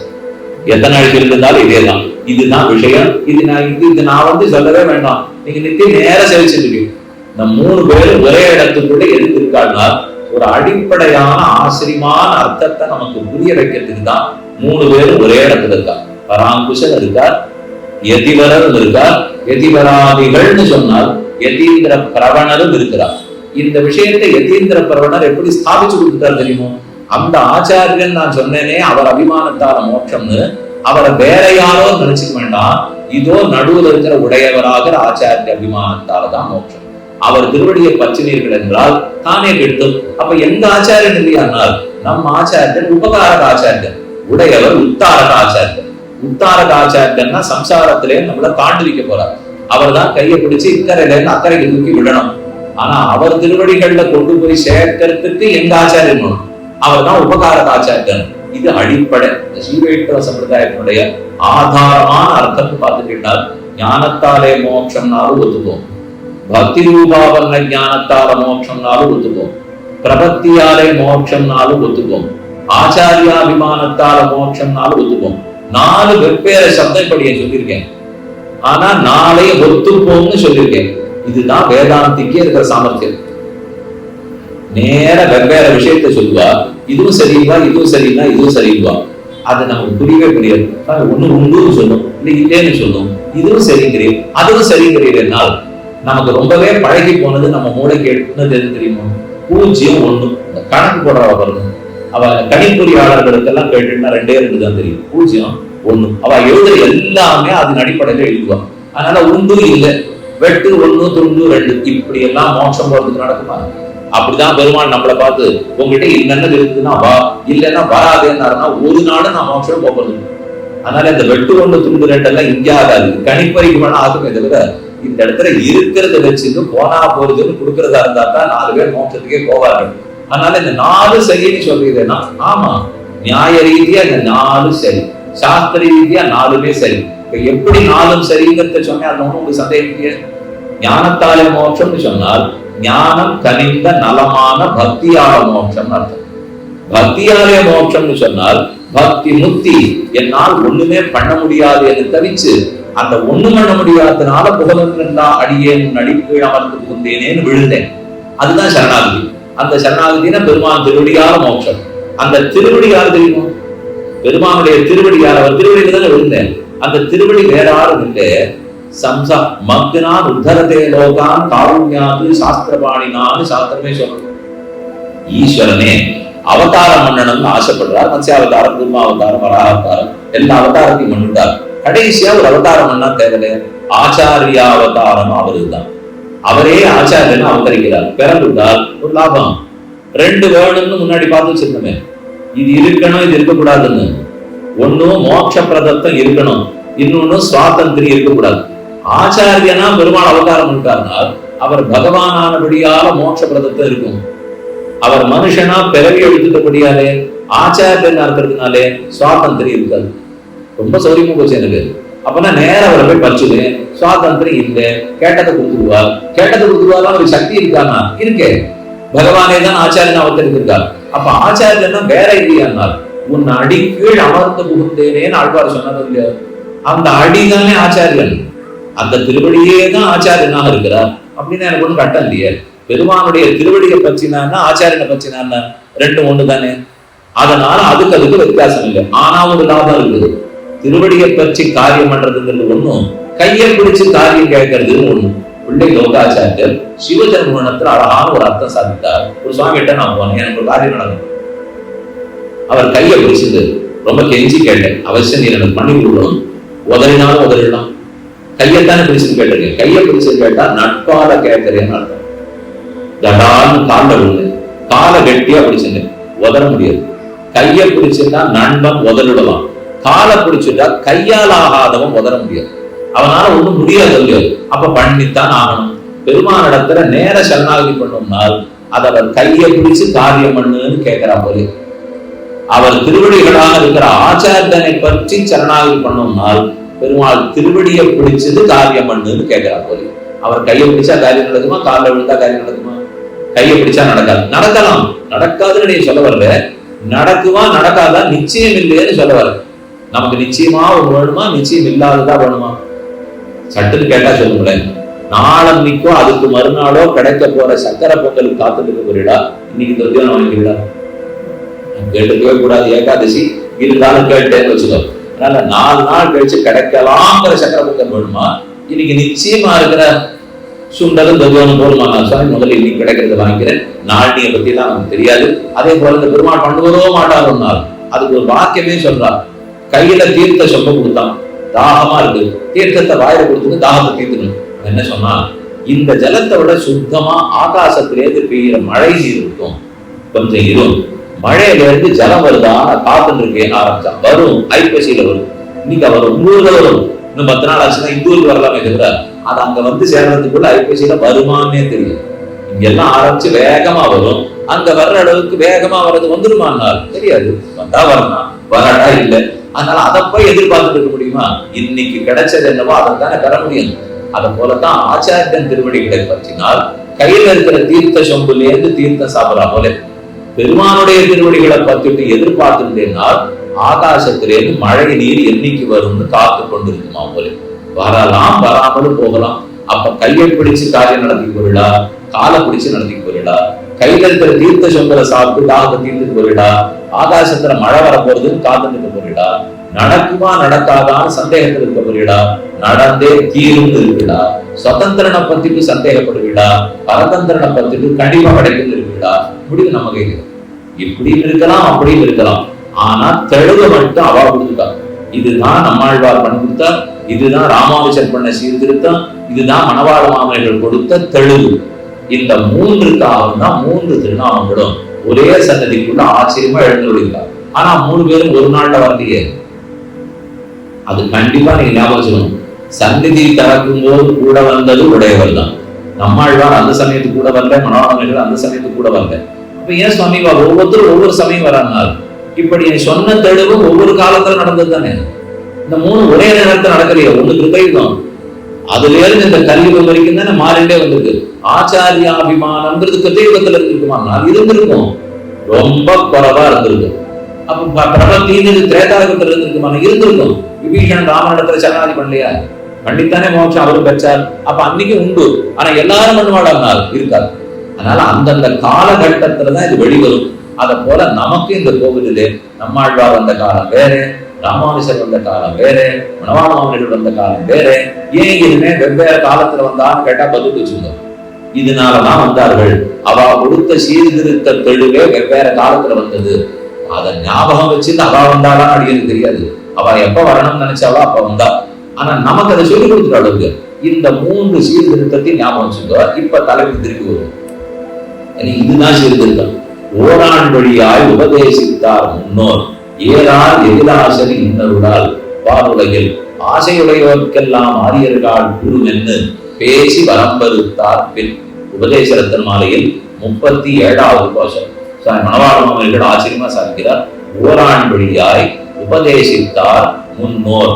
இனிமேல் தான் நீங்க இன்னும் கொஞ்சம் நன்னா நிமிர்ந்து உட்காந்து கேட்கணும். இது வரைக்கும் சுலபமான அர்த்தம். இது வரைக்கும் ஒண்ணு கட்டம் இல்லை. ஆனா இதுதான் கட்டம் முடிஞ்சு போச்சுன்னு நினைச்சேன்.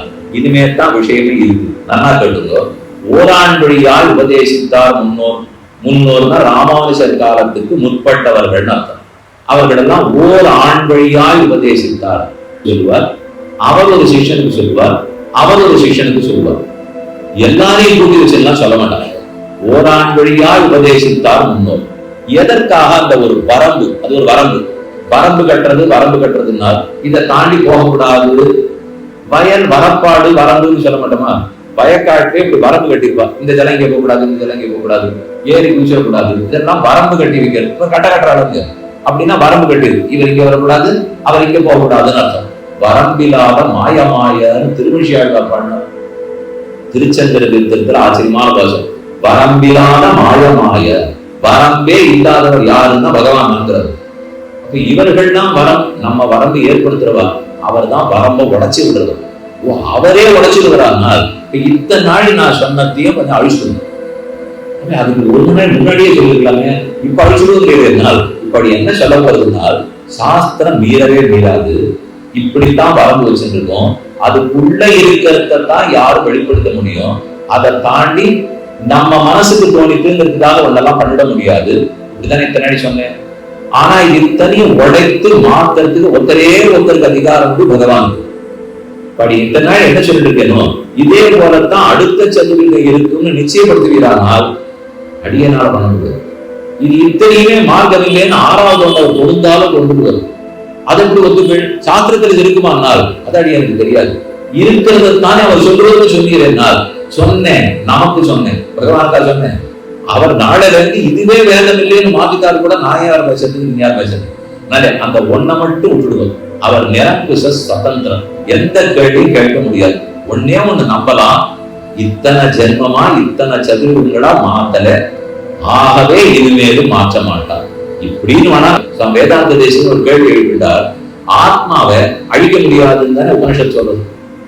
கீதையை தானே சொல்லிருக்கு, நைனம் சிந்தந்தி சத்ராணி நைனம் தகதி பாவகா நச்சைனம் கேதயம் ஜாபகா நசோஷகேதி மாருகா அச்சேத்யோயம் அதாத்யோயம் அக்ரேந்திய அசோஷகேவச்ச. வெட்ட முடியாது, நினைக்க முடியாது, உலர்த்த முடியாது, கொளுத்த முடியாது, ஒண்ணு முடியாது. இப்ப பகவான் நினைத்து இந்த ஆத்மாவை அழிக்கணும் முடிவு பண்றார். முடியுமா முடியாதான்னு இல்ல, சாஸ்திரத்துக்கு முடியக்கூடாது. ஆத்மா நித்தியம், ஆத்மாவை அழிக்க முடியாது, வெட்டவோ நினைக்கவோ முடியாது. ஆமா பகவானாலேயும் முடியாதுன்னு நான் சொல்லிட்டேன்னு வச்சுக்கோ, பெரிய ஆபத்து. தட தட தடான்னு கட்டப்பட்ட மொத்த மாடி கட்டணமும் கீழே விடும். ஏன்னா ஒத்துக்கொள்ளப்பட்ட ஒரே விஷயம், அவர் சர்வஜன், சர்வசக்தன், நிரங்குஷ சுதந்திரம். இயலாது ஒன்று கிடையவே கிடையாது. அழிக்கணும் நினைச்சா ஆத்மாவை அழிக்கலாம்னு ஒத்துக்கணும்னு எழுதினார். தாத்பரி சந்திரிக்க வியாக்கியானத்தை பார்த்தீங்கன்னா, ஆமா சர்வேஸ்வரன் பார்த்து ஜீவனை அழிக்கணும்னு நினைச்சா அழிச்சுடலாம். இல்லையே அவர் அழிய மாட்டார்னு சொல்லியிருக்கேன். நித்தியம் இருக்கு, அவர் தானே சொன்னார். நம்பிட்டு இருக்கோம். அழியாதுன்னு யாரு சொன்னா? அதே கண்ணன் தானே சொன்னார். அவர் நாளைக்கு பார்த்து நான் அழிக்க போறேன்னு முடிவு பண்ணதுதான். அப்போ போயிடுமா சுவாமி, ஆத்மாவும் அவ்வளவுதானா? நான் ஏதோ சரீரம் தான் அழியும், ஆத்மா நித்தியம் நினைச்சிருந்தோம் போயிடுமானால் ஒன்னே ஒண்ணு. அதே பகவான் இன்னொரு வார்த்தையும் சொல்லியிருக்கார், தன்னை சத்திய வாக்கியம்னு அப்பப்ப சொல்லிக்கிறார். அவர் வாக்கியத்துல அழிக்க மாட்டேன், அழியாது வந்திருக்க. அவர் அழிக்க மாட்டேன்னு சொல்லல, ஆத்மா அழியாதுன்னு அவருடைய வாக்கியத்துல வந்திருக்க. அதனால அதை மீறி நடந்துட மாட்டார்னு ஒரு நம்பிக்கை. ஏன்னா அவர் சத்திய வாக்கியனாச்சு. அவரே கீதையில அழியாதுன்னு சொல்லிட்டு அவரே அழிச்சாருனால் அப்ப உங்க வார்த்தை நீ மீறினதாகும். நம்ம அப்பப்ப இதைத்தான் பண்ணுவோம், ஆனா அவர் அதை பண்ண மாட்டாரு. நமக்கு நேரத்துக்கு சொன்னது இன்னைக்கு மாத்திருவோம், இன்னைக்கு சொன்னதை நாளைக்கு மாத்திருவோம், அவருடைய 6:30 சொன்னது 8க்கு மாத்திருவோம். இது நம்ம கதை. ஆனா அவரா இருந்தா என்னைக்கு மாத்த மாட்டார், சொன்ன மீற மாட்டார். ராமோ திருநா விபாஷத்தை, ராமனுக்கு 2வது வார்த்தையே கிடையாதுன்னு சொல்லுகிறார். மாட்டார்னு சொன்னா உண்மையா இருக்கும், நம்புறோம். அது எதுக்காக சொல்ல வந்தேன்னா, இதெல்லாம் இப்ப இருக்கக்கூடிய மார்க்கம். அது எப்ப என்னவா மாறுங்கிறது தெரியாது. அது அவர் விருப்பப்பட்டபடிக்கு மாறலாம்னு வச்சுங்களேன். ஓரான் வழியால் உபதேசித்தார் முன்னோர். ஒரு ஆச்சாரியன் சிக்ஷன் சொல்லிட்டு வந்தார். அது ஏன் அப்படி சொல்லணும்? எல்லாரையும் கூட்டு வச்சு சொன்னாங்க. கூட்டு வச்சு சொல்லக்கூடாது. அதிகாரம் பார்த்து இவன் நன்னா வாசிச்சவனா, ஸ்ரத்தை இருக்கா, ஆச்சாரம் இருக்கா, அனுஷ்டானம் இருக்கா, ஒரு மாசமாவது பட்டி இருந்தா தான் ஆச்சாரியர்கள்லாம் சொல்லுவோம். இப்படி எல்லாம் சொன்னா வரவே மாட்டோம். வந்த இடத்துல பிரசாதம் இருக்குன்னா தான் உபன்யாசமே. நான் சொல்றது மொத்தமாவே மாத்தி சொல்லல. இப்போ ஒரு மாசம் பட்டினி கிடந்தால் விஷயத்தை சொல்லுவார்கள்னால் அதெல்லாம் ராத்திரி திரும்பி போய் அரசாங்க கலையெல்லாம் பண்றது. அதுவும் ஞாயிற்றுக்கிழமைக்கு நாங்க பாட்டுக்கு நிம்மதியா இருந்தோம். நீங்க உபன்யாசத்துக்கு வாங்க கூட்டா அப்படியே இந்திய பிரசாதத்தை முடிச்சுட்டு போறதால தான் வருவோம். இது நம்மளுக்கு. ஆனா அந்த காலத்துல அப்படிலாம் இல்லை. நிறைய பரிசிரமம் பண்ணணும். ஒரு மாசம் மாடு மேய்ச்சி கொடுக்கணுமா, ஒரு மாசம் பட்டினி இருக்கணுமா, ஒரு வருஷம் அவருக்கு சுசுரூஷை பண்ணி கைங்கரம் பண்ணணுமா, இத்தனையும் பண்ணாதான் அர்த்தங்களை கொடுப்பா. ஏன் இவ்வளவெல்லாம் வரம்பு கட்டி வச்சிருந்தா? இந்த வரம்புகள் எதற்காக? ஏன்னா அவ எல்லாருக்கும் என்ன மனசுல ஒரு பயம், ஜாகிரதையா இருக்கணும்ன்ற பயம். ஏனால் இவர்கள் சொல்லிக் கொடுத்த அர்த்தம் எது தெரியுமோ? திருமந்திரம், துவயம், சரமஸ்லோகம். இதைத்தான் நம்ம ஆழ்வார் ஆச்சாரியர்கள் எல்லாரும் ஆசைப்பட்டு ஆதரிச்சிருக்கார். அதைத்தான் ஆச்சாரியர்கள்லாம் உபதேசிக்கிறார். நம்மாழ்வார் நாதமணிகளுக்கு உபதேசித்தாலோ, உயர்கொண்டார் மனத்தால் நம்பிகள் ஆள வந்தார் எல்லாருக்கும் 6 உபதேசித்தாலும் ஓரான் வழியாக உபதேசித்து வந்தது எதை? துவய மகாமந்திரத்தை உபதேசம் பண்ணி அதுக்கப்புறம் திருவாய் மொழியை உபதேசிக்கிறது. இதுதான் அவர்கள் எல்லாரும் பணிந்தது. இந்த 2க்கு ஒரு சம்பந்தம் இருக்கு. துவயார்த்தம் தீர்க்க சரணாகதி என்னது சாரசங்கிரகம் தெரியும் சாதித்தார். சாரசங்கிரகம் துவயார்த்தம் தீர்க்க சரணாகதினா திருவாய்மொழி முழுக்க இருக்கிறது துவய மந்திரத்தினுடைய அர்த்தம் தான். ஸ்ரீமன் நாராயண சரணம்னு ஆரம்பிச்சு சரணம் பிரபத்தியேன்னு திருவடியில சரணாகதி. ஸ்ரீமதே நாராயணாய நமஹான்னு கைங்கரியத்தை பிரார்த்திக்கிறோம். இந்த ரெண்டையும் சேர்ந்ததை தான் துவயம்னு சொல்றார். அந்த துவயத்தின் அர்த்தமே தான் திருவாய்மொழியில இருக்கு. அதுல முன்வாக்கியத்தினுடைய அர்த்தம் அகரகின்றே நிறையவில்லைங்கிற பாசம், பின்வாக்கியத்தினுடைய அர்த்தம் ஒழிவின் காலம் எல்லாம் உடனாய் நீர் கைங்கரியத்தை பிரார்த்திக்கிறது. அப்ப இந்த துவயமே தானே திருவாய்மொழியில இருக்கு. அதனால நம்ம ஆச்சாரியர்கள்லாம் திருமந்திரம் துவயம் சரம ஸ்லோகத்தை உபதேசம் பண்ணுவார், திருவாய்மொழியை உபதேசம் பண்ணுவார்கள். இது எதுல இருந்து மாறுதல்? உபனிஷத்தை உபதேசம் பண்ணின்றதுலேருந்து மாறுதல், பக்தி யோகம்ங்கிற உபாசனத்தை உபதேசம் பண்ணின்றதுலேருந்து மாறுதல் இல்லையா? அதுதானே முன்னாடி நடந்தது. அதை நம்ம ஆச்சாரியர்கள் இதுன்னு சொல்ல ஆரம்பிச்சாலும் அவளுக்கு தூர பயம். நாம் இந்த விஷயத்த மாத்திரமே இது மாறுகிற காலம்னு வச்சுக்கோங்க. ஏதோ ஒரு நிறுவனம் இருக்கு, இந்த மாதிரி பண்ணிட்டு இருப்பா, அதை மாத்தணும். அவ எல்லாருக்கும் ஒரு ஆசை வந்துடும், திடீர்னு 20 வருஷத்துக்கு வந்துடும், இது மொத்தமாவே நம்ம நிறுவனத்தை மாத்தணும், பேரெல்லாம் மாத்திடணும், அதுக்கு பேர் இருக்கிற வர்ணத்தெல்லாம் மாத்தணும், அதுக்கு 10 கோடி ரூபாய் செலவிடுவான். எதுக்கு சொன்ன? அது மாட்டுக்கு நல்லா தானே இருக்குதுன்னா இல்ல அதெல்லாம் மற்ற பேருக்கு பிடிக்காதோடும், அதனால பேரை மாத்து, ஊரை மாத்து, இதை மாத்து, அதை மாத்து, எல்லாத்தையும் மாத்தச்ச இந்த மாறுற காலத்துல சர்வஜாக்கிரதையா இருக்கணும். என்ன இந்த பேர்ல அந்த பேருக்கு போறதுக்குள்ள எனக்கு வந்த வாடிக்கையாளர்களை விட்டு விடணும், அதனால ரொம்ப ஜாக்கிரதையா கொடுக்கணும் முடியாது. புரியறதுதான் மட்டும் சொன்னேன். அதே மாதிரி பக்தி உபாசனம்ங்கிறதுல இருந்து துவயம் சரணாகதின்னு உபதேசம் பண்ண ஆரம்பிக்குச்சு. அந்த மாறுகிற காலத்துல சர்வஜாக்கிரதையா இருக்க வேண்டாமா? அதனாலதான் பார்த்து ஒரு சிலருக்கு மட்டும் உபதேசம் வச்சிருந்தான். அதனாலதான் இதுக்கு ரகசியங்கள்னு பேர் வச்சார். இப்போ நீங்க யோசிச்சு பாருங்க, திருமந்திரம் ரகசியமா வருது. இங்க யாருக்கு ஓம் நமோ நாராயணன்னு தெரியாது, எல்லாரும் ரகசியம் தெரியாது.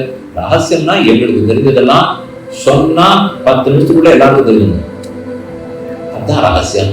நம்ம கிட்ட ஒரு சாமி வருவார், உங்களுக்கு மட்டும் சொல்றேன், ரகசியமா சொல்றேன், ஒத்துக்கும் சொல்லக்கூடாது, சொல்றேன்னு. அப்பவே நீங்க அவர்கிட்ட சொல்லுங்க. ஒத்துக்கும் தெரியக்கூடாதுன்னு எனக்கும் தெரிய வேண்டாம், போயிட்டு வாங்கன்னு சொல்லுங்க. அப்புறம் உங்கள்கிட்ட அவர் பேசவே வர மாட்டார். ஏன்னா அவளுக்கு என்ன ஆசைன்னா, ஒத்துருக்கு தெரியாத உனக்கு சொல்றேன்னா நம்ம புலகாங்கிட்டு அடங்கிடுவோம்னு அவளுக்கு ஒரு ஆசை. எல்லாருக்கும் தெரியாது, எனக்கு தெரியவில்லை.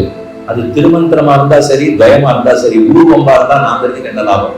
யாருக்கும் தெரிய வேண்டாம், எனக்கு தெரிய வேண்டாம், எல்லாருக்கும் தெரியலாம்னா எனக்கு தெரியலாம். இது ஏன் ரகசியம்னு பேரு? உங்க எல்லாருக்குமே இப்ப திருமந்திரம் ஓம் நமோ நாராயணனே தெரியும். ஆனா ஏன் ரகசியம்னு வச்சாருன்னா ஒரு முதல் காரணம் இருக்கு. அப்ப ரகசியம் அவர்கள் எப்ப உபதேசிக்க ஆரம்பித்தார்களோ அப்பெல்லாம் எல்லாருக்குமே இந்த அர்த்தத்தை கொடுக்கவே இல்லை. ரகசியமா மறைச்சு கதவை மூடிண்டு சூழரவு கொண்டு அப்படித்தான் எழுதிட்டார்கள். பராசர பட்டருக்கும் வேதவியாச பட்டருக்கு 6 ஆச்சாரியர்கள். பெற்றவர் குலதாழ்வான், அவர் தான் தந்தையார். ஸ்ரீபராசர பட்டாபியா, ஸ்ரீரங்கேச புரோகிதா, சிவன் சாந்த சுதர்ஷீமா, சேயசே மேஸ்து பூயசேன்னு அவர் தான் குலத்தாழ்வானுடைய திருக்குமாரன். ஆனா என்னமோ தெரியல, எம்பெருமானார் நியமனம் பண்ணார். எம்பார் தான் உனக்கு ஆச்சாரியன். கூரத்தாழ்வான் ஆச்சாரியனா நியமிக்கல. அது எதனால இருக்குன்னு நமக்கு தெரியாது. ஏன்னா கூரத்தாழ்வான் ரொம்ப வயசாயிடுது. ஆனால் அவர் சீக்கிரம் பரமசிவருக்கு இருக்கலாம். அதை விட ஆபத்து, ரொம்ப சின்ன வயசுல பட்டரே பரமசிவர். அது அவருக்காக இவருக்கு சொன்னாரா, இவருக்காக அவருக்கு சொன்னாரா தெரியல. கோவிந்த பெருமாள்களை எம்பாரா நியமிச்சுட்டார். நீங்க தான் ஆச்சாரியனா இருக்கணும்னு எம்பார் இடத்துல எல்லா அத்தனையும் பட்டர் கேட்டுக்கிறார். அப்ப ஒரு சமயம் அப்படி நடக்கிறத நல்லா கேட்டு ஒரு கதை, வேதாந்த அர்த்தம் இல்லை, ஆனா அதுல நம்ம தெரிஞ்சுக்க வேண்டிய முக்கிய அர்த்தம். கூரத்தாழ்வான் காலக்ஷேபம் சொல்லிட்டு இருக்கார். அவர் தன்னுடைய சிஷ்யர்களுக்கு திருமந்திரம் துவயம் சரம ஸ்லோகத்தின் அர்த்தத்தை விளக்க போறார். அப்ப என்னமோ அகஸ்மாத்தா பராசர பட்டர் உட்காந்துருக்கார். இந்த அர்த்தத்தை சொல்ல ஆரம்பிக்கணும் இல்லையோ? அப்ப சொன்னார், அடியனுடைய சிஷ்யர்கள் யாராரோ அவர்களுக்கு இருக்கலாம், மற்ற பேர் வெளியேறலாம். வேற யாரும் எழுந்திருந்தே போல, பட்டர் மட்டும் எழுந்திருந்து போனார். அவருக்கு தான் அவர் சொல்றாரு. ஆனா பட்டரே எழுந்திருந்து போன அவர் சொல்லல. நான் என் சிஷ்யாளுக்கு தான் இங்க சொல்ல முடியும். அவரவர்கள் அவரவர் ஆச்சாரத்தனை தேடி கொண்டு போகலாம் பட்டர் எழுந்திருந்தார். எழுந்து வாசப்படி வரைக்கும் போயிட்டார். 2 நிமிஷம் கூரத்தாழ்வான் யோசித்தார். பட்டரே வாரும் திரும்ப வந்து உட்கார்ந்தார். நானே சொல்றேன். நாம இருந்தா உடனே கேட்கும், நீ போன்னு சொல்லிச்சே நான் போனோம், நீங்க திரும்பி வாங்க சொல்லிச்சே நான் வரணும், அப்ப மாட்டேன்னு சொன்னீங்க, ஏங்க இப்ப சொல்றேன். இதெல்லாம் அவர் கேட்க மாட்டார். இந்த மட்டும் சொல்றேன்னு சொல்றாரு. ஆனா அவரே அதுக்கு காரணம் சொல்றார். நீர் இங்கேருந்து எம்பார் இருக்கிற இடத்து வரைக்கும் போகணும். போய் அவரிடத்துல திருமந்திரம் துவயத்தை கேட்கணும். மின்னின் நிலையில மண்ணுயிர் ஆக்கங்கள். இந்த சரீரம் இப்ப இருந்தா அடுத்த நிமிஷம் இருக்குமான்னு தெரியாது. நீ எம் வீட்டு வாசல்ல இருந்து அவரிடத்துக்கு போறதுக்குள்ள பிராணம் எடுத்துனாங்க. அப்ப இந்த திருமந்திரம் துவயம் தெரியாமலே அவங்க உயிர் வீசிடக்கூடாது. ஒக்காலும் நானே சொல்றேன். இத பெத்தவரை பெத்த பிள்ளைகிட்ட சொல்லிட்டு இருக்காங்க. நீ ஏன் அங்க போறதுக்குள்ள உனக்கு விசுறுப்பு எடுத்துனா என்ன பண்றதுன்னு ஒருத்தர் சொல்லுவா. இதெல்லாம் பேசவே கூடாதுங்க. அவர்களுக்கு அதெல்லாம் ஒரு பேச்சே இல்லை. துவயத்தை தெரிஞ்சுக்காம போறதுதான் அவர்களுக்கு ஆத்மநாசம். சரீரம் விழுந்து ஒரு நாசத்துல கணக்கெடுக்க மாட்டார். அப்படின்னா அவருக்கு என்ன ஆசையா இருக்கு? அவ்வளவு ரகசியமா வச்சிருந்தான்னு சொல்ல வரேன். தம் பிள்ளைக்கு கூட சொல்ல மாட்டேன், எழுந்து போய் உங்க ஆச்சாரியத்துல கேட்டுக்கோன்னு சொல்லணும்னால் அந்த ஓராண் வழி சம்பிரதாயத்தை எவ்வளவு தூரம் அவன் மதிச்சிருக்கான். ஏன் அவ்வளவு மதித்தார்கள்னா ரகசியம். ஏன் அதை ரகசியமா வச்சுக்கணும்னால் வச்சுக்கணும்னு கண்ணனுக்கே ஒரு ஆசை. இப்போ ஒரு 2-3 வாக்கியங்கள் சொல்றேன். அதுல இருந்து பகவானுடைய திருவுள்ளம் என்னன்னு தெரிஞ்சுக்கணும். அவர் திருவுள்ள இதை எல்லாருக்கும் ஆக்கணும் இருந்தால்தான் ஆச்சாரியர்கள் பண்ணுவாங்க. ஆனா பெருமானுடைய உள்ளத்துல அது இல்லைன்னா இவ ரகசியமாவே வச்சிருந்து இருப்பான். இன்னைக்கு அது ரகசியமா இல்லை, இத்தனை பேர் தெரியுது. ஆச்சாரியர் புஸ்தகம் போட்டாச்சு, அச்சு போட்டு கையில கொடுத்தாச்சு, நேர இலையில வந்தாச்சுன்னா முடியுது. இதுக்கப்புறம் நம்மளாவது அச்சோட இருந்து அச்செல்லாம் இல்லை, யாரும் புஸ்தகம் வாங்கி படிக்கிறதே இல்லை. எதுவா இருந்தாலும் நேர இலையில வந்து திருமந்திரம் அங்கதான் பயமா. ஆச்சாரியர்கள் இன்னும் பஞ்சசம்ஸ்காரத்தை நேர இலையில பண்ண போல. அது வரைக்கும் நேரம் போயிட்டு இருக்கோம், அவர்களை பிடிச்சிருக்கமே தவிர. ஏன்னா இது அவளுக்கு அந்த ஆசை இல்லை, நம்ம கொடுக்குற நிர்பந்தம். இது முடியல, அது முடியல, இப்ப போல அப்ப போல இப்படியே சொன்னா என்ன பண்ணுவா? இவன் இதையே விட்டு போயிட்டாங்கன்னா என்ன பண்றது? உடையவர் சம்பந்தம் கிடைக்காத கூட போறதேங்கிற ஒரு தாபம். அந்த தாபத்துல அவன் சொல்லி கொடுக்குறான். அதை போய் நம்ம துருபயோகப்படுத்துறோம், தப்பா உபயோகப்படுத்திடுறோம். பண்ணக்கூடாது, போய்தான் பண்ணிக்கணும். எது உண்டோ நேரத்தான் கேட்க வேண்டும், அதுதான் நல்லதுன்னு வச்சுக்கணும். அதனாலே ஆச்சாரியத்துல போதும் திருமந்திரம் தயம் சரமஸ்லோகத்தை பெற்றாக வேண்டும். இப்போ 2-3 இடம் பார்ப்போம். பகவானுடைய திருவுள்ளம் எளிமையா எல்லாருக்கும் எல்லாத்தையும் கொடுக்கணும் இருக்கா, கட்டப்பட்டு கொடுக்கணும் இருக்கா? அவர் ஆசை என்ன பண்றான்னு பார்ப்போம். நிறைய பரீட்சை வச்சு நுழைவுத் தேர்வை பத்தி ஒரே சத்தம். இந்த ஊர்ல இல்ல, அந்த ஊர்ல எழுதலாமா வேண்டாமா, வந்த உடனே எல்லாத்தையும் எடுத்துக்கிறேன் தொடச்சிடுறேன் எல்லாருக்கும். அவா பிள்ளைகள் எழுதுதான் இருக்கா, போறவா படிச்சுதான் இருக்கான்னு வச்சுக்கோம். ஆனா சத்தம் மட்டும் நாங்க எங்க போட்டாலும் ஒரே சத்தம் போடுவோம். நுழைவுத் தேர்வே கிடையாது. ஆனா அது உண்மையா பண்ணது எது தெரியுமோ? சுவாமி தான், ராமானுஜர் தான் அது இல்லைன்னு ஆக்கினவர். ஆனா சத்தம் யாரையாவது போட்டு. ஏன்னா அந்த தேர்வை பத்தி கண்ணனுடைய எண்ணம் என்னவா இருக்குன்னு பார்ப்போம். நான் சொன்ன அர்த்தங்கள், கீதையினுடைய அர்த்தங்கள் எல்லாம் எல்லாருக்கும் போகணும், இன்னார் இணையார் இல்லாத போகணும்னு ஆசைப்படுறாரா, அல்லது பார்த்து பரீட்சை பண்ணி தான் கொடுக்கணும் ஆசைப்படுறாரா? அவருடைய திருவாக்கே என்னன்னு பார்ப்போமே. கீதையை சொல்லி முடிச்சுட்டார், 700 ஸ்லோகம் அழுது. கடைசியில சர்வதர்மான் பரித்தேஜ மாமேகம் சரணம் பிரஜன் அகம்தா சர்வபாவேபியோ மோக்ஷயிஷ்யாமி மா சுச்சஹ, அது வரைக்கும் முடிச்சுட்டார். அப்புறம் அவர் உள்ளத்துல தோன்றதான், இது எதுக்கு உபநிஷத்துல மறைச்சு வச்ச அர்த்தம் எல்லாம் இப்படி கொண்டு கொட்டிவிட்டேன். கொட்டிருக்கவே கூடாது, சொல்லிருக்க கூடாது. உபநிஷத்துக்களிலே மூலையாக மறைத்து வைக்கப்பட்ட ரத்தனங்களை எல்லாம் நடுமுச்சத்திலே கண்ணன் கொண்டு வந்து கொட்டி விட்டார். கொட்டி அழித்து. ஏன் கொட்டதுனால் திரௌபதியினுடைய விரிந்த குடலை சகிக்க மாட்டாதபடியாக கொட்டினார்னு எழுதினார். திரௌபதி சாயங்கால வேளையில சீனி முடிக்கிறதுக்காக குடலை அனுப்பலாம். அது கூட கண்ணனுக்கு பொருளாதான். சீக்கிரம் முடிஞ்சுக்கும், நெய் பூசி தடவிக்கும், ஏன் தலை வச்சு போட்டு இருக்கேன்னு திரும்பி வந்து கேட்கறான். இந்த கேள்வி கண்ணன் திரௌபதி கிட்ட கேட்டதோடு இருக்கட்டும். இன்னைக்கு எங்கேயாவது நம்ம கேட்க போனோம்னு சொன்னால் அது திரௌபதியா இருக்கிறா கண்ணனா இருக்கிறா நமக்கு தெரியாது. அதை அத்தோட விட்டுடுவோம். அப்படின்னு சொன்னது புஸ்தகத்துல இருந்து அப்படியே மனசுல வாங்கிட்டு வச்சுக்கோ. அதனால கண்ணன் கேட்டது இப்படி போய் தலைவரி ஓரமா இருக்கியே, அந்த திரௌபதி துச்சாதனனுடைய ரத்தத்தை பூசினாலே ஒழிய நான் விரித்த குடல் முடிக்க மாட்டேன்னு பிரதிக்க பண்ணி பல நாள் அழுத்து விட்டுட்டாளுங்க. அத்தனை நாள் அந்த குடல் விரிஞ்சிருக்கிறத கண்ணனால பொறுத்துக்க முடியல. அதனாலதான் இந்த சண்டைக்கே ஏற்பாடு பண்ணார். இவர் இல்லைன்னா இந்த சண்டையே நடந்திருக்காது. இந்த சகதேவன் போட்டு உடைச்சுதான். கண்ணன் பாண்டவர்கள் கிளம்புறாரு. கிளம்புறச்சே தர்மபுத்திரனை பார்த்து நான் அங்க போய் என்ன பேசலாம்னு ஒன்னு அபிப்பிராயம் தான். இது தேவையில்லாத கேள்வி.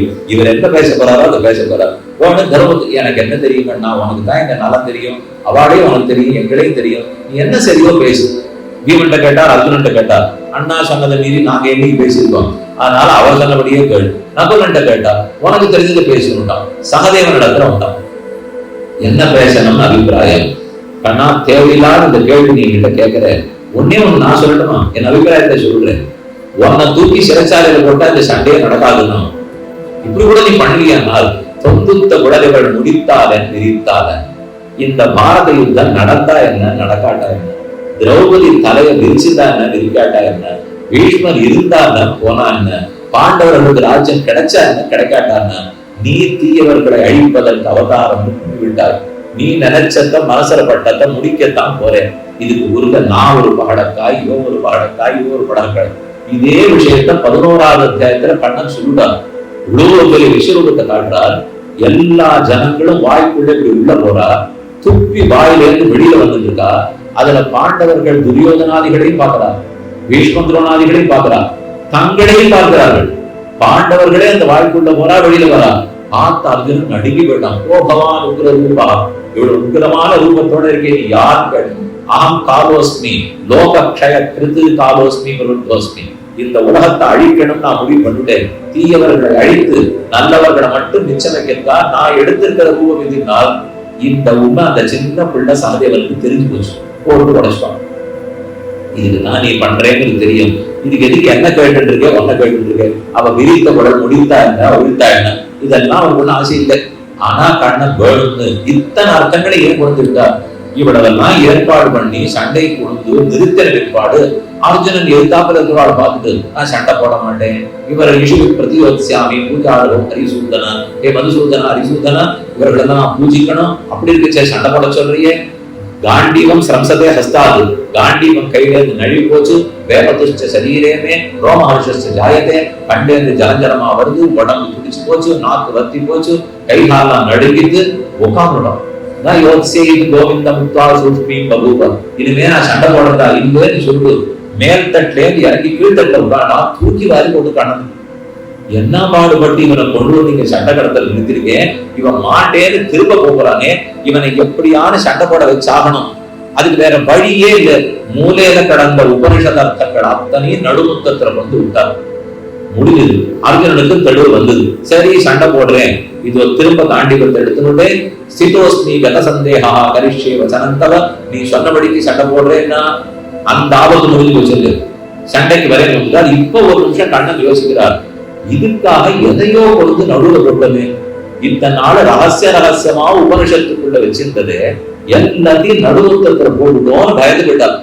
அப்ப அர்ஜுனனை கூட்டி சொல்றார், இதந்தே நாபகஸ்தாய நாபக்தாய கதாச்சன நசூஷே வாக்கியம். அர்ஜுனா, இதை எல்லாருக்கும் சொல்லிடாதே. நான் ஏதோ உங்ககிட்ட சொல்லிட்டேன், இதை போல நீ எல்லாருக்கும் தான் சொல்லிடாதே. தபஸ் இல்லாதவனுக்கு சொல்லாதே, பொறாமை இருக்கிறவனுக்கு சொல்லாதே, ஆச்சாரிய கைகீழ பண்ணாதவனுக்கு சொல்லாதே. அர்ஜுன பாக்கிறா, இதெல்லாம் என்கிட்ட நீ பரீட்சை பண்ணலையே. பண்ணல, பண்ணிருக்கணும். உங்கள்கிட்ட ஏன் பண்ணாது சொல்றேன்னா திரௌபதிக்காகத்தான் இத்தனை நடுத்தத்துல போட்டுட்டேன்னா இந்த வார்த்தை மட்டும் ஞாபகம் வச்சுக்கோ, இந்த சந்தர்ப்பத்தை ஞாபகம் வச்சுக்கோ. இதந்தே நாதபஸ்தாய நாபக்தாய கதாச்சன, அபக்தனுக்கு சொல்லாதே, தபஸ் இல்லாதவனுக்கு சொல்லாதே, சுஷ்ரூஷை இல்லாதவனுக்கு சொல்லாதே. பரிசை சொல்லாதே சொல்லாதேங்கிறாரே, இவர் சொல்லியிருக்காரு. அப்ப கண்ணனுடைய திருவுள்ள என்னவா இருக்கு? சொல்லக்கூடாதுங்கிறது பொது சட்டம் தான். ஆனா இந்த ஜீவன் படுகிற அனர்த்தத்தை பார்த்தால் சொல்லி விடலாம். இதுதானே அவர் உள்ளத்துல இருக்கு. பொதுவான சட்டம் அவர் வச்சிருக்காரு, சொல்லக்கூடாதுங்கிறது. ஆனா படுற பாடு, அந்த திரௌபதி படுற பாட்டை பார்த்துட்டு தாங்க முடியல, மொத்தத்தையும் கொண்டு விட்டுட்டாரு. அதே பார்சாதி பெருமானுடைய மறு அவதாரம் தான் என் பெருமானம். திருவல்லிக்கேணி பார்சாதி பெருமாள் இருக்காரு. அந்த பார்சாதி பெருமாளையே தான் என் பெருமானாரா அவதரித்தார். சாட்சி எங்க தெரியுமா இருக்கு? எல்லா ஆழ்வாராச்சாரியர்கள் திருநட்சத்திரத்துக்கும் பார்சாதி பெருமாள் எழுதுவோம். திருவாயூர் மண்டபத்துல நடக்கும் உற்சவம், சாதுமரை, போக்குவரத்து, தீர்த்த, ஜனாதி விநியோகம், பிரசாத விநியோகம் எல்லாம் நடக்கும். ஆனா ஆனானப்பட்ட ராமானுஜர் திருநட்சத்திரத்துக்கு பார்சாதி ஏட மாட்டார். இத்தனை பேருக்கு வராரே, அவருக்கு வர மாட்டாரா? அவரே அவர். அதனாலதான் அவர் வர்றதே இல்லை. பார்சாதி பெருமாளே திரும்ப ராமானுஜர் அவதரித்தார்னால் அவர் உள்ள எண்ணமோ அதுதானே இவர் உள்ளமா இருக்கும். அவர் உள்ள அறிந்தவரும் இவரெல்லாம் இருக்கும். அதனாலதான் பகவத்கீதைக்கு தானே பிறந்து வியாக்கியானம் பண்ணணும்னு உடையவரா பிறந்தார். ஏன்னா அந்த கீதைக்கு அர்த்தம் யாருக்கு புரியுது? மாயன் அன்று ஐவர் தெய்வ தேரினில் செப்பிய கீதையின் செம்மை பொருள், அந்த கீதையினுடைய செம்மையான பொருளை சொல்றதுக்கு உடையவரா அவதரித்தார். அவரால் தான் அந்த உண்மையை வெளிப்படுத்த முடிஞ்சதுன்னு வச்சுக்கோ. அப்புறம் கண்ணனுடைய திருவுள்ள எது? இவனுக்கு சொல்லாதே, இவனுக்கு சொல்லாதே, இவனுக்கு சொல்லாதே இருந்தாலும் அனர்த்தத்தை பார்த்தா, இவன் படுறானே, இவனை வெளியில கொன்றணுங்கிறத பார்த்துட்டா சட்டத்திட்டங்களும் நிற்காது. அதை பார்த்து கொடுத்துறாளுங்க. இது ஒண்ணு கண்ணனுடைய அபிப்பிராயம் முதல்ல குறிப்பி வச்சுக்கணும். இதே போல மகாலட்சுமி சீதா தேவி அவ ஒரு அபிப்பிராயம் சொல்றார். அதையும் ராமாயணத்தை கேட்டு கேட்டு ராமானுஜர் குறிச்சு வச்சுக்கிறார். படிகொண்ட கீர்த்தி ராமாயணம் என்னும் பத்தி வெள்ளம் குடிகொண்ட கோயில் ராமானுஜன். ராமாயணத்தை பெரிய திருமலை நம்பிக்கை இடத்துலதான் முழுக்க காலட்சேபம் பண்றார். திருமலைக்கு போனார், பெருமாளை சேவிச்சார், அர்த்தத்தை வாங்கிகள், ராமாயண அர்த்தத்தை ஆழ வந்தார். பெரிய திருமலை நம்பிக்கை இடத்துல புது போயிருக்கார். பிதாமஹஸ்யாபி பிதாமஹாய பிராச்சீன சாதேச கலப்பிரதாய சிவாட்சகாரோத்தம தேசிகாய ஸ்ரீசைல பூர்ணாய நமோ நமஸ்தா என்ன ஒரு வருஷ காலம் கேட்டுக்கார். ஒரு நாள் 2 நாள் இல்லை, 365 நாள் காலக்ஷேபம். மேல இருக்கிறான் பெரிய திருமலை நம்பிகள், கீழே இருக்கிறான் ராமானுஜர். ஒவ்வொரு நாளும் மனநிலையில ஒரு கீழே இறங்கி வருவது. அப்பவே ஆச்சாரியன் சிஷ்யனை தேடி போறதுன்னு ஆரம்பிச்சு. இப்பதான் இல்ல, இப்ப நீங்க போய் ஆச்சாரியன் தான் உபதேசம் கேளுங்க போயிடும். அவரை இங்க வர சொல்லு சாமி, நாங்க நிறைய பேர் இருக்கோம். அதனால அவர் வந்துட்டாருன்னா சௌரியமா படும். வந்துட்டாருன்னா மும்பைக்கு மட்டும் இல்ல, நீங்க மும்பையில எங்க இருக்கீங்களோ அங்க அதை நீங்க பார்த்துட்டே இருக்கேன். நான் சாயங்காலம் எடுத்துட்டு போனேன், நேற்று காத்தாரம் எடுத்துட்டு போனேன், இன்னைக்கு காத்தாரம் எடுத்துட்டு போனேன். அந்தந்த இடத்துல வேற வேற அதிகாரிகள் வரலாம். இவன் ஏன் தூரத்து அங்க வரலன்னு நான் நினைச்சுப்பேன். அப்பதான் புரிஞ்சு போச்சு, ஒரு நம்ம தான் தேடிட்டு போனோம், அவா நம்மளை தேடி வர மாட்டா. இது அடியே இப்ப வருத்தப்படக்கூடாது, அன்னைக்கே அதுதான் சரித்திரம். அதனால பெரிய திருநம்பிகள் நிறப்படி கீழே இறங்கி போவார், காலக்ஷேபம் சொல்றார், திரும்ப மேல போடுவார். அந்த ராமாயணத்தை கேட்டு உடையவர் ஒரு குறிப்பிடுவார். ராமராவண யுத்தம் முடிஞ்சு போச்சு. விபீஷணனுக்கு பட்டாபிஷேகம். ராமன் ஊருக்கு புறப்படணும், விஜயராகவன். ராவணன் மாண்டு போனான். செய்தி எடுத்துட்டு ஹனுமான் சீதை நடத்துல வருகிறார். சீதைக்கு அப்படியே ஆனந்தத்துல தொண்டை அடைச்சு போச்சு, பேச முடியல. பிரஹர்ஷேன அவருத்தாசா வியாஜஹாரண ஹிச்சன, ஆனந்தத்துல வாயை திறக்கல. ஹனுமான் கை கொடுத்துட்டு போனதுல வந்துருச்சு, நிறைய பேசுறீங்க, இந்த இதுல ஏன் பேசவே மாட்டேங்குது. அப்ப கட்ட காலத்துல இருக்கிற செய்தி அவ்வளவு பேசியிருக்கா சீதை. அப்ப ராமனே பார்க்கலையே, ஹனுமான் மட்டும்தானே வந்தார். இப்பதான் எல்லாம் முடிஞ்சே போச்சு, சீதை பேச மாட்டேங்கிறீர்கள். இல்ல நீ பண்ணிருக்கிறதுக்கு நிறைய பண்ணணும்னு தோன்றதுக்கு கொடுக்கறதுக்கு என்கிட்ட ஒண்ணும் இல்லை, காட்ட உட்காந்துருக்கேன், அதனாலதான் ரொம்ப தொண்டை அடைச்சு போச்சு, சந்தோஷம் தான் நான் அதுன்னு சொல்றார். அப்ப ஹனுமான் பிரார்த்திக்கிறார், இல்ல தேவதையோட அனுமதி கொடுத்தா இந்த 700 அரக்கிகளும் நம்ம 10 மாசமா என்ன பாடுபடுத்திருப்பா. எனக்கு ஒரு ஆசை, பெரிய உருவத்தை எடுத்துக்கணும், இப்ப எடுத்துக்கொள்றேன். 700 பேரையும் இந்த கையில வைக்கணும், குழிஞ்சிடணும், ரத்தம் தான் மிஞ்சணும். அதை போல இவர்களுக்கு நான் தண்டனை கொடுக்கணும்னு கேட்கிறார். சீதைக்கு தூக்கி வாரி போட்ட ஹனுமன் இதெல்லாம் பண்ண முடியாது. பாபானாம்பா சுபானாம்பா வதாரகானாம் லவங்கம காரியம் கருணம் ஆகியேன நகச்சின் நாபராத்தி. உலகத்துல யார் பாவம் செய்யாதவாள் நினைக்கிறேன். இந்த அரக்கிகள் எல்லாம் எய்தவதற்கு அம்பை நொந்து பயனன்னு கேட்பாடு. எய்தவன் ராவணன், அவனை கேடும், எதுக்கு வாழ கேட்கிறேன். நாளைல இருந்து விபீஷணன் சம்பளம் கொடுத்தானா அவனுக்கு வேலை செய்ய போறா. எனக்கு அலங்காரம் பண்ணுங்க, எனக்கு அலங்காரம் பண்ண போறா, நீனே அவளை பத்தி கோவிச்சுக்கிறீர். அப்ப சீதை சொன்ன வாக்கியம், இவர்கள்லாம் பாப்பிட்டைகள்னு தள்ளக்கூடாது. காரியம் கருணம் ஆகியன, சிறந்த குணசாலியாக இருந்தால் அவன் அதிகாரத்தை பார்த்து காரியம் பண்ணக்கூடாது, சட்டத்தை பார்த்து பண்ணக்கூடாது, தன் கருணையை பார்த்து காரியம் நடத்தணும்னு சீதா வாக்கியம். காரியம் கருணம் ஆரியேன, ரொம்ப உயர்ந்தவனா இருந்தால் அவன் சட்டம் பார்த்து நடக்கக்கூடாதான். உயர்ந்தவனா இருந்தால் அதையும் தாண்டி தன் கருணையை பார்த்து தான் நடக்கணும். அனுமன் நான் சாமானியப்பட்டவள் இல்ல, ராமனை காட்டிலும் கருணையிலே தலை சிறந்தவள். ஆகவே நீ சொல்றபடி நான் அனுமதிக்கிறதா இல்ல, நீ ராமன் ஒத்துண்டாலும் ஒத்துக்க, நான் ஒத்துக்க மாட்டேன். அதனாலதான் பராசர பட்டர் சொன்னார், மாதர் மைதிலி ராட்சசி கைததெய்வ ஆர்தரா பராதாஸ்தயா ரட்சந்தியா பவனாத்மஜாது மதுதரா ராமஸ்ய கோட்டீகிருதா காகம் தஞ்ச விபீஷணம் சரணவிதி உத்திக்ஷமோ ரட்சிதா என்று ஸ்ரீகுணரத்ன கோஷத்தில் சொல்லும்போது, உல்லாச பல்லவித பாலித சப்தலோகி நிர்வாக கோரகித நேம கடாட்சலீலா ஸ்ரீரங்க ஹர்மஜல மங்கள தீபரேகா ஸ்ரீரங்கநாத மகிஷி ஸ்ரீயம் ஆசிரயாமஹா. அந்த ஸ்ரீரங்கநாச்சியாரேதான் சீதை. அதனாலதான் மாதர் மைத்திலின்னு கூப்பிடுறார். மிதிலா தேசத்து பெண் மைத்திலி. அந்த மைத்திலி சொன்ன வார்த்தை ராமன் திருவுள்ளத்தில் இருக்கிறதா என் உள்ளத்துல இருக்கு, அவர்கிட்ட இல்லாட்டா கூட என் உள்ளத்துல இருக்கு. கருணையை பார்த்து தான் காரியமானமே தவிர சட்டத்தை பார்த்து பண்ண முடியாது, அதிகாரத்தை பார்த்து பண்ண முடியாது. அவன் பண்ண தப்புன்னு பார்த்திருந்தால் அவன் இந்த சம்சாரத்துல படுற அனர்த்தத்தை பாரு. அப்ப இவனுடைய அனர்த்தத்தை பார்த்தா கருணை இருந்த எல்லாத்தையும் கொடுத்தோம். ஆனா சட்டம் ரகசியம்னு பார்த்தா கொடுக்க கூடாது. இந்த ரெண்டுமே தெளிவா புரிஞ்சுட்டு, கண்ணன் எப்படி நடந்தார், உபனிஷத்து சட்டத்தின்படி வெளியில கொண்டு வந்திருக்க கூடாது. ஆனா கருணையால திரௌபதியை பார்த்தார், அவர் பட்ட அனர்த்தத்தை கண்டு தாங்க முடியாம கொண்டு கொண்டுட்டார்.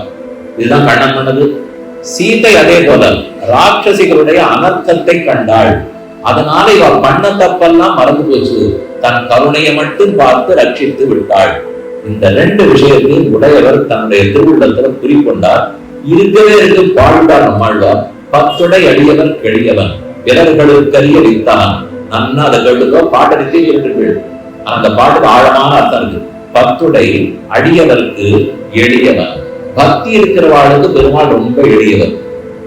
அது இல்லாதவாளுக்கு பிறர்களுக்கு அரிய வித்தான். மற்ற பேரால அவனை புரிஞ்சிக்கவே முடியாது. பக்தி இருக்கிறவர்களுக்கு எளியவர், பக்தி இல்லாதவர்களுக்கு வலியவர், அவரை தெரிஞ்சுக்க முடியாதுன்னு பாடுவார். பாடினவன அது எங்கேன்னு ஒரு யோசனை போச்சு. வெண்ணையத்தில் இருந்து யசோத கையால கட்டுப்பட்டார்னு சரித்த ஞாபகம். அவளுக்கு இருந்த சின்ன பக்திக்காக அடிபட்டு இருக்காரு, சொல்லப்பட்டு இருக்காரு, இடுப்புல போட்டு உடலோட கட்டி வச்சுட்டா உட்காந்துருக்காரு. பத்துடை அடியவர் எளியவன் பிறர்களுக்கு அறிய வித்தகன். பிறர்கள் கம்சாதிகள் எங்கென்ன கண்டுபிடிக்க முடியல. பக்தி இருக்கிற யசோத அடிபடுறாரு, சொல்லுப்படுறாரு, கட்டுப்படுறார். இந்த ரெண்டு ஆழ்வார் உள்ளத்துல தோணித்து பத்துடை மற்றொரு கடை வெண்ணை களவின் உரலை ஆப்புண்டு. கடைகிற போது இருக்கிற வெண்ணையை திருடினார். உரலினோடு இணைந்து இருந்து ஏங்கி எளிவே எத்திரம். உரலோட சேர்த்து கட்டி வச்சுட்டு ஓன்னு அழுதுக்கார கரியார்ந்த கருங்கடிலே உரன்னு கணக்கல்கள் மணிமன்றும் தன்மையான் அவரே கருப்பு. நன்னா கண்ணு தெரியட்டு யசோத மை வேற பூசி விட்டுருக்கா. மையும் கரையிறது, கருப்பும் கரையிறது. இந்த கருப்பா அந்த கருப்பான்னு தெரியல, ஒரே கருப்பு. இப்படி ஒரு பிள்ளை அழுதுட்டே இருந்தா அது பார்க்கறதுக்கே ரொம்ப ஆனந்தமா இருக்கு. அப்புறம் தான் நந்தகோபால வந்தார், அழுது விட்டான்னு சரித்திரம். ஆழ்வார் இந்த ஒரு நிமிஷம் இதை நினைச்சா, ஓ பக்தின்ற தொடக்க நிலையில இருக்கிறவனுக்கு இவ்வளவு ஆழ்வார் ஆசைப்படுவார், இப்படியா ஒரு யசோத கையால கட்டுப்படுவார்னு உடனே இவருக்கு மயக்கம் இருக்கு. 6 மாசம் மயக்கமா சரிவிட்டார். பக்கத்துல மதுரகவி ஆழ்வார் ஒருத்தர் தான். இன்னைக்கு நம்ம உபன்யாசம்னாலே 1000 பேர் பாண்டுதான். அன்னைக்கு நம்ம ஆழ்வாருக்கு 10 லட்சம் பேர் வந்துருக்கோண்டாமோ, ஒருத்தர் தான், ஒரே ஒருத்தர் தான் ஸ்ரோதா. இப்படி கூட இருந்தா எப்படி நம்ம இத்தனை பேர் கிடைச்சிருந்தான். கங்கோத்திரி 4 அடிக்கு 4 அடி இருக்கும். ரிஷிகேசத்துக்கு வந்து 1.5 மைல் போடும். கங்கோத்திரியில 1 மைல் 1.5 மைல் போடுவோம்னா அங்க இருக்கிறது 8 அடிக்கு 8 அடி. குடகுக்கு போறோம், தலக்காவேரி போனா எத்தனை அடி இருக்கு? வெறும் 4 அடிக்கு 4 அடி. கோதாவரி பிரம்மகிரியில உற்பத்தி ஸ்தானத்துக்கு போங்க, 4 அடிக்கு 4 அடி. கீழே ஓடினா 1 மைல் போடும். அதே போலத்தான் எல்லாமே. முதல்ல உபதேசம் பெற்ற மதுரகவி ஆழ்வார் ஒருவரே. ஆனா இன்னைக்கு உலகம் முழுக்க தெற்கு உச்சலகோகம் தான் தெற்கு நோக்கி கைதுப்புறம் இல்லையோ, அது இவ்வளவு பெரிய நதியா ஓடினால் ஆச்சாரியர்கள் பார்த்து பார்த்து வளர்த்து விட்டதுனால ஓடிருக்கு. மதுரகவி ஆழ்வார் 6 மாசமா அவரே பார்த்துட்டார். எழுப்பல தொடல ஒண்ணும் பண்ணல, தானா மெதுவா எழுதுட்டார். 6 மாசம் ஓடி போச்சு. அப்பன்னா முதல் பாட்டுக்கு 2ஆம் பாட்டுக்கு இடவெளி 6 மாசம். அதுக்குள்ள நம்ம சந்தேகம் முடிச்சுவோம். ஆனா அங்க முடியல. முதல் பாட்டு பத்துடை அடியவர் கிடைவன் பாடிட்டு 6 மாசம் மயக்கமாயிட்டார். மெதுவா மயக்கத்திலேருந்து தெளிச்சு எழுந்தார். மதுரகவிகளை பார்த்து, நான் என்ன பேசிக்கிட்டேன், என்ன நடந்ததுன்னா, நாம இருந்தா கொஞ்சம் அசட்டுத்தனமா கண்ணன் யசோத கையால கட்டுப்பட்டான்னு நினைத்தி அதை நினைச்சு உமால தாங்க முடியாமல் 6 மாசம் மயக்கமா விழுந்தீர் நம்ம சொல்லியிருக்கோம். சொன்னா என்ன இருக்குன்னா இன்னொரு 6 மாசம் விழுந்திருக்கும். நல்ல வேலை இந்த தப்பெல்லாம் மதுரகவி பண்ணவே இல்லை. அது பத்துடை அடியவன் எளியவன் சொன்னீர், பக்தி இருக்கிறவாளுக்கு எளியவன், பக்தி இல்லாதவாளுக்கு வலியவன் சொன்னீர். அப்படியே பிரசக்தமா சரித்திரமா சொல்லிட்டு வந்தீர் அப்படின்னு முடிச்சா ஆழ்வார் சுதார் சொன்னார். எழுந்து உட்காந்து தப்பை செய்தோம், தப்பை சொன்னோம். தப்பா சொல்லிட்டேன், தப்பா செஞ்சுட்டேன். தேவதையில் போய் தப்பை சொல்லுமா, தப்பை செய்யுமா, ஏதோ சொல்றேன் என்ன மதுரகவி ஆழ்வார் கேட்டார். நான் பண்ண தப்பு என்ன தெரியுமோ, உபதேசிக்க வந்தவன் அழுதிருக்க கூடாது, உபதேசிக்க வந்தா அனுபவிக்க கூடாது, அனுபவிக்க வந்தா உபதேசிக்க கூடாது. பாடு சேவாதாரம் ஓடும். இன்னைக்கு எத்தனை பாட்டானோ 200 பாட்டு. உடனே பலகேரை போட்டுவோம். 40 நிமிஷம் 20 நிமிஷம் பாட்டு வேகமா சேவிக்கணும். எல்லாரும் சேவார்த்தி எல்லாம் காத்துட்டு இருக்கா. பிரசாத யோகத்துக்கெல்லாம் அழியாகும். நீங்க பாட்டு சேவிச்சுட்டே இருந்தீங்கன்னா முடியாது. சீக்கிரம் சேவிக்கணும்பா. அப்படி இப்படி வேகமா ஓடும். இப்பெல்லாம் புது ரயில் வண்டி கண்டுபிடிச்சோட வேகமா போற வண்டி. அது மாதிரி ரொம்ப வேகமா பாட்டு போடும். முன்னாடிலாம் 1/2 மணி 100 பாட்டுக்கு ஆயிடுது. இன்னைக்கு 20 நிமிஷம். அவ்வளவு வேகமா போயிட்டு இருக்கு. இவர் 6 மாசம் கழிச்சு மெதுவா எழுந்திருந்து, நான் பண்ண தப்பு, உபதேசம் திருவாய்மொழி பாடுறேன்னு வந்துட்டு கிருஷ்ண அனுபவம்ங்கிறதுல இறங்கிருக்க கூடாது. நாம பாட்டை சேவிச்சிருக்கிறது. இந்த பாட்டு வருதுன்னு வச்சுக்கிறேன். பத்துடை அடியவர் கெளியவன் பிறர்களுக்கு அறிய வித்தகன். இந்த பாட்டை சேவிச்சு எனக்கு நம்மாழ்வாருடைய சரித்திரம் ஞாபகம் வந்து அவர் 6 மாசம் மயங்கினார் நினைச்சு நான் அந்த நிமிஷம் ஒரு 10-15 நிமிஷம் அதையே நினைச்சு அடுத்த பாட்டுக்கு போகாம இருந்தா கண்ணை முடிச்சு பார்த்தா 5.5 மடநாராக இருக்கும். பத்துடை அடியவர்கள் இருக்காது. 1-3 முடிஞ்சு 1-4 போயிடும். பாட்டு மெதுவா நடந்திருந்தா, வேகமா நடந்திருந்தா வாயும் தெரிய விடங்கதான் இருக்கும், 2ஆம் பத்துக்கே போயிடும். அதனால இது நம்ம அனுபவிக்கணும் வந்தா சேவைக்கு வரக்கூடாது, சேவா காலத்துக்கு வந்தா அனுபவத்துக்கு போகக்கூடாது. உபதேசிக்கிறோம் வட வட வட வட உபதேசிக்கணும். அனுபவம்னு போனா உட்காந்து அழலாம், என்ன வேணுமோ நல்லா அனுபவிக்கலாம், அழுது இருக்கலாம். அதை பண்ணா இதாகாது, இதை பண்ணா அதை, இதுதான் நான் பண்ண தப்புன்னா அழுவேன். நான் பண்ண தப்பு, உபதேசிக்க வந்தவன் அனுபவத்துக்கு போயிருக்க கூடாதுன்னா. அடுத்தது தப்பை சொன்னோம்னு அறுது. நான் தப்பா பாட்டு பாடிட்டேன்னா பாட்டை மாத்தறாரு. நீங்க முதல் பாட்டு அடுத்த பாட்டு சொல்லி பாருங்க. பத்துடை அடியவருக்கு எளியவன் பிறர்களுக்கு அறிய வித்தகன், முதல் பாட்டுல இருக்கு. அதுக்கப்புறம் ஆழ்வார் யோசித்து, அது என்ன பக்தி இருக்கிறவர்களுக்கு எளியவன், பக்தி இல்லாதவர்களுக்கு வலியவன் இல்லை, எளிவரும் இயல்பினன். பகவானுக்கு இயல்பே எளிமைதான். இப்ப இத்தனை நாள் சொன்னது எளிமையின் இயல்பு, வலிமையின் இயல்பு. யார் தவணுமோ காட்டிப்பார்னு பாடினார், மாத்திட்டார். அவருக்கு இயல்பே எளிமைதான். சில சமயத்துல வேற வலி இல்லாம வலிமையை காட்டுறார். ஆனா அவர் ஆசை அத்தனை எளிமையில தான். எளிவரும் இயல்பினன் நிலவரம்பில வரவிறப்பாம். இத்தனை தரம் திரும்ப திரும்ப எடுத்து அவதரிக்கிறார்னால் எளிமையை காட்ட, எளிமையை காட்டார். இந்த பாட்டையும் ராமானுஜர் குறி எடுத்துட்டார். அப்ப நம்மாழ்வார் அபிப்பிராயப்படியும் பகவான் ரொம்ப எளியவர்னு தெரியும். சீதையினுடைய அபிப்பிராயப்படியும் கருணையாலதான் காரியம் நடத்தணும்னு தெரியும். கண்ணனே சொன்ன ஸ்லோகத்தை பார்த்தாலும் இதந்தே நாதவஸ்காய இடத்திலே கருணையால கொட்டிட்டார்னு தெரிஞ்சுது. ஆக மொத்தத்திலே இவா யாருக்குமே அப்படியே கெட்டியா பிடிச்சுக்கணும், ஒருத்தருக்கு கொடுக்க கூடாதுங்கிற எண்ணம் இல்லை. பார்த்து பார்த்து கொடுத்துடணுங்கிற எண்ணத்துலதான் இருக்கிறார்கள். இந்த சீர்திருத்தத்தை நம்ம காலத்துல நாம கொண்டுருவோம். இதுதான் ஒரு முடிவு வருகிறார். நான் நேர எடுத்த முடிவு இல்லது. இத்தனை பிரமாணங்கள் அந்த முடிவுக்கு அடிப்படையா இருக்கு. இது இத்தனை அடியை கண்டுபிடிச்சு சொல்லல. எல்லாம் புண்டலோகஞ்சியர் வியாக்கியானம், மணவாளர்களுடைய உபதேசரத்தனமான வியாக்கியானத்துல இருக்கு. எடுத்து பாருங்க, வீட்டுக்கு போன பிற்பாடு இதே பிரமாணங்கள் தான் அங்க கொடுத்துருப்பா. பத்துடை அடியவர் கெடியவன் பிரமாணம் இருக்கும், காரியம் கருணமாரியான நகசின் அபராதம் இருக்கும், இதந்தே நாதவஸ்காய நாபத்தாய கதாச்சனம் இருக்கும். இதன் அடிப்படையில் ஓரான் வழியால் உபதேசித்தார் முன்னோர். முன்னாடி இருக்கிறவாழ்னா இதுல புரிஞ்சுக்கிறேன். அவ எதை புரிஞ்சுட்டா? பத்துடை அடியவன் கெடியவன் பிறர்களுக்கு அறிய வைத்தான்கிறத கெட்டியா படிச்சுட்டார். ராமானுஜருக்கு முன்பட்டவர்கள். அதே மாதிரி கண்ணன் கொடுக்க கூடாதுன்னு சொன்னார் இல்லையா, அந்த அபிப்பிராயத்துக்கு முக்கியத்துவம் கொடுத்துட்டா முன்னாடி இருக்கிறவா. ஆனா ராமானுஜருக்கு பின்னாடி அதே கண்ணனுக்கு இன்னொரு அபிப்பிராயம் இருக்கு, அதே சீதைக்கு இன்னொரு அபிப்பிராயம் இருக்கு, அதே நம்மாழ்வாருக்கு இன்னொரு அபிப்பிராயம் இருக்கு. அதனால முன்னாடி இருந்தவாளும் அதே அதிகாரிகளுடைய அபிப்பிராயத்தை தான் பிடிச்சிட்டா. பின்னாடி வந்த ராமானுஜரும் அவர்கள் அபிப்பிராயத்தை தான் எடுத்துக்கிறார். அவ உள்ளத்திலேயே 2 அபிப்பிராயம் இருக்கு. அதுல ஒண்ணும் சக்தனா இருந்தா, முடிஞ்சவனா இருந்தா சட்டப்படியே போவோமே, முடியாதவனா இருந்தா அவன் அனர்த்தப்படுகிறான்னு பார்த்து கருணையை காட்டிடுவோமே. இதுதான் அவர்கள் எல்லாரும் உள்ளத்திலும் இருக்குன்னு பார்த்துட்டார். இவர் மாத்திட்டார். ஓரான் வழியாய் உபதேசித்தார் முன்னோர் ஏறார் எதிராசர் இன்னருளால். எதிராசருக்கு இருக்கிற அதிமாத்திரமான கருணை, எல்லா இடத்திலும் இருக்கக்கூடிய இரக்கம். அதிகாரம் உண்டேல் அரங்கர் இறங்காரோ எதிராசா, அதிகாரம் இல்லாதார் கண்ணோ நீ இறங்க வேண்டுவது என்னே எதிராசா. நீயும் அதிகாரம் இருக்குன்னு கேட்டியானாலும் ரங்கநாத பெருமாள் முன்னாடி போய் நிற்கிறோம், உனக்கு கர்மம் இருக்கா, ஞானம் இருக்கா, பக்தி இருக்கான்னு கேட்பார். உடையவர் இடத்துல போய் நிற்கிறோம், அவரும் அதே கேள்வி கேட்டாலும் எங்க போகணும்? அதிகாரம் உண்டே அரங்கர் இறங்காரோ, அதிகாரம் இருந்தா அவரே கொடுத்துட்டு போறார். அதிகாரம் இல்லாதாருக்கன்றோ எதிராசா நீ இறங்க வேண்டுவது. அன்னை குடிநீரருந்தி முலை முன்படவி தன்னுடைய நோயை எதிராடும் என்னை எதிராசா எனக்கா நீ செய்தால் உனக்கது தாழ்வோ உரையும். அம்மா பெத்த குழந்தை, சின்ன குழந்தை, அந்த குழந்தைக்கு பால் குடிக்கிற குழந்தை, நேரம் மருந்து கொடுத்தாலும் அந்த குழந்தைக்கு தங்கல். அம்மா மருந்து சாப்பிட்டு தாய்ப்பால் மூலமா குழந்தையை கொடுத்து அதுக்கு உடம்பு சரியா போகணும். அதனால அந்த குழந்தையால மருந்து கூட சாப்பிட முடியாது, அம்மா சாப்பிட்டு தானே கொடுக்கணும். அதே போலத்தான் உடையவர் பண்ணார். தாபல் காலத்திரையே கரணத்திரைய நிர்மிதாதி பாபத்திரிய சரணம் பகவத்ஷமைவ சாஜத்தையா கமலே ரமணியர்ச்சிதாயது கேமஸ்த ஏவகி யதீந்திர பவச்சிருக்கானாம். சுவாமி மணவாளமர்கள் இதிராஜ விம்சத்தியில சாதிக்கிறார். காலத்திரயத்திலும் கரணத்திரயத்தாலும் 3 தப்புகளை பண்ணிட்டோம். இதுக்கெல்லாம் ஒரே பிராயசித்தம் எது? பெருமாள் திருவடியில சரணாகதி தான்.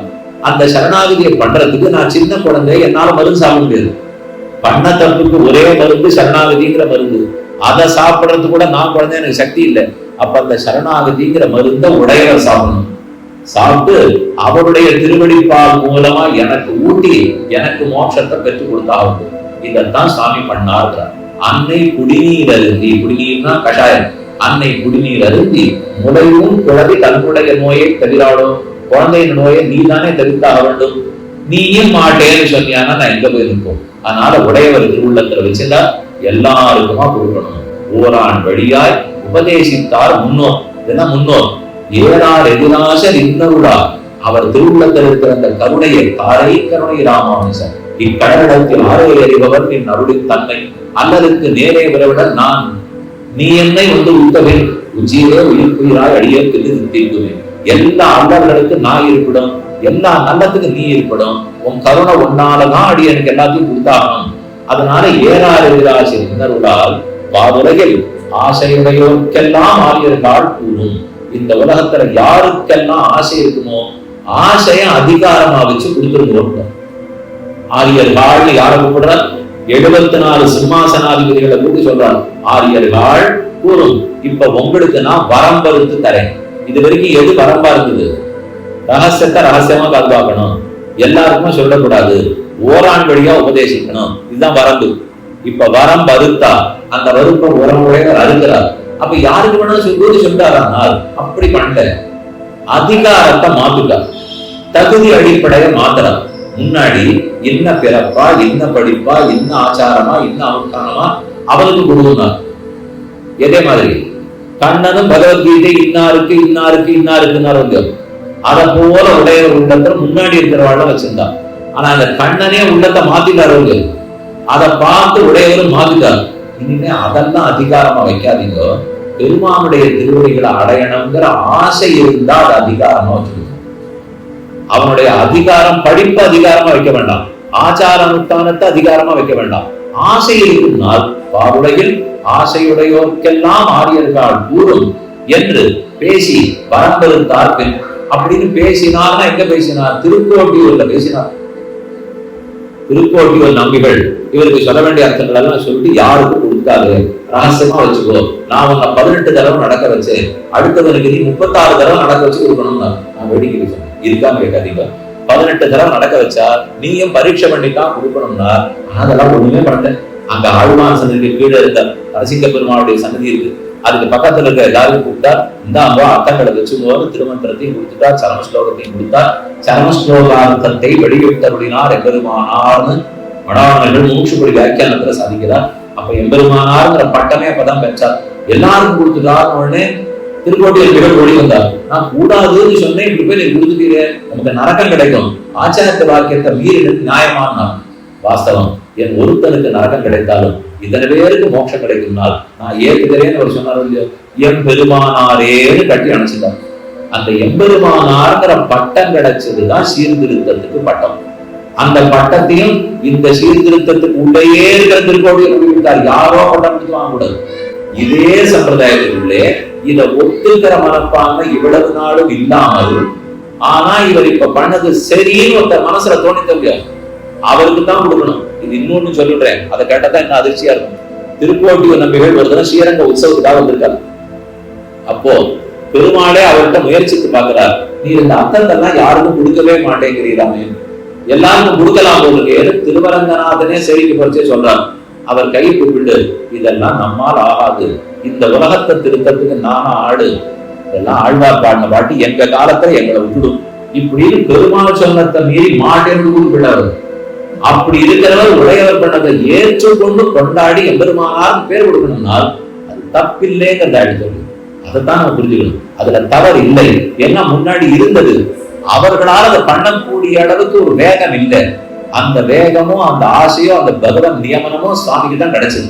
கிடைச்சபடியால் அதை ஏற்படுத்தி வச்சுட்டார். அதனால பாருடையில் ஆசையுடையோருக்கெல்லாம் ஆரியர்கள் குருவென்னு பேசி வரம்பெருத்தார். அந்த வரம்பு அருந்தது எது? ஞானம் இருந்த வரம்பிருந்து பக்தி ரூபாவன ஞானமாச்சு. அது உபாசனாத்மகமான பக்தின்னு இருந்தது மாதிரி பிரபத்திங்கிறது ஆச்சு. அந்த பிரபத்திங்கிறது மாதிரி ஆச்சாரிய அபிமானம் ஆச்சு. இந்த மாறுதல்கள்லாம் ஏதாவது தவறானால் கருணையை பார்த்தவன் இதை தவறுன்னு நினைக்க மாட்டான். அந்த ஆத்மா படுகிற அனர்த்தத்திலே ஊன்றியவன் இதை தப்பு ஒரு நாளும் நினைக்க மாட்டான். இதுதான் உடையவர் பண்ண பெரிய புரட்சி. இதுதான் அவர் பண்ணின பெரிய சீர்திருத்தம். அதுக்காகத்தான் அவர் என்ன காரிய கருணை ராமானுஜா அனைத்துலகம் வாழ பிறந்த விஜயராஜ மாமுனிவான்னு நினைக்கிறோம். இதை அவர் பண்ணிட்டதோட போல அத்தோட உட்படல 2 விஷயத்தை ஏற்பாடு பண்றார். ஒண்ணு, தானே பெரிய பெருமாளிடத்துல சரணாகதி பண்ணி தனக்கு மோட்சத்தை வாங்கி வச்சிருந்து இனிமே வரப்போற மொத்த பேருக்கு முக்தி அளிக்கணும்னு கேட்டுட்டார். தத்தேரங்கி நிஜபதம் அபி தேசிகாதேசகாங்கி வேதாந்த தேசத்தில் சாதிக்கிறார். இனிமே பெருமாள் ஒரு பட்டம் கொடுத்தார், உமக்கு உடையவர்கிற பட்டம் கொடுத்துட்டேன், நீ பார்த்து யாருக்கு மோட்சம் கொடுக்கணுமோ கொடுக்கலாம். அப்ப நிச்சயப்படுத்திட்டார். வெறும ஒண்ணு வாங்கின மட்டும் பிரயோஜனம் இல்லை, அது இனிமே வருங்காலத்துக்கு உபயோகப்படும்படிக்கு ஆக்கி வச்சுட்டார். ஆக்கி வச்சுட்டதோட விட்டுடல, அதுக்கு 74 சிம்மாசனாதிபதிகளை ஏற்படுத்தி இவர்கள் மூலம் ராமானுஜ சம்பந்தத்தை பெறலாம்னு பஞ்சசம்ஸ்கார முறையும் பண்ணிட்டார். அதுதான் அவருடைய ஆச்சரியமான நிர்வாக திறமை. பெருமாள்கிட்ட பிரார்த்தித்து எல்லாருக்குமா வாங்கி வச்சார், வருங்காலத்துக்கு வாங்கி வச்சார். ராமனுக்கும் ராமானுஜனுக்கும் வித்தியாசம் என்ன?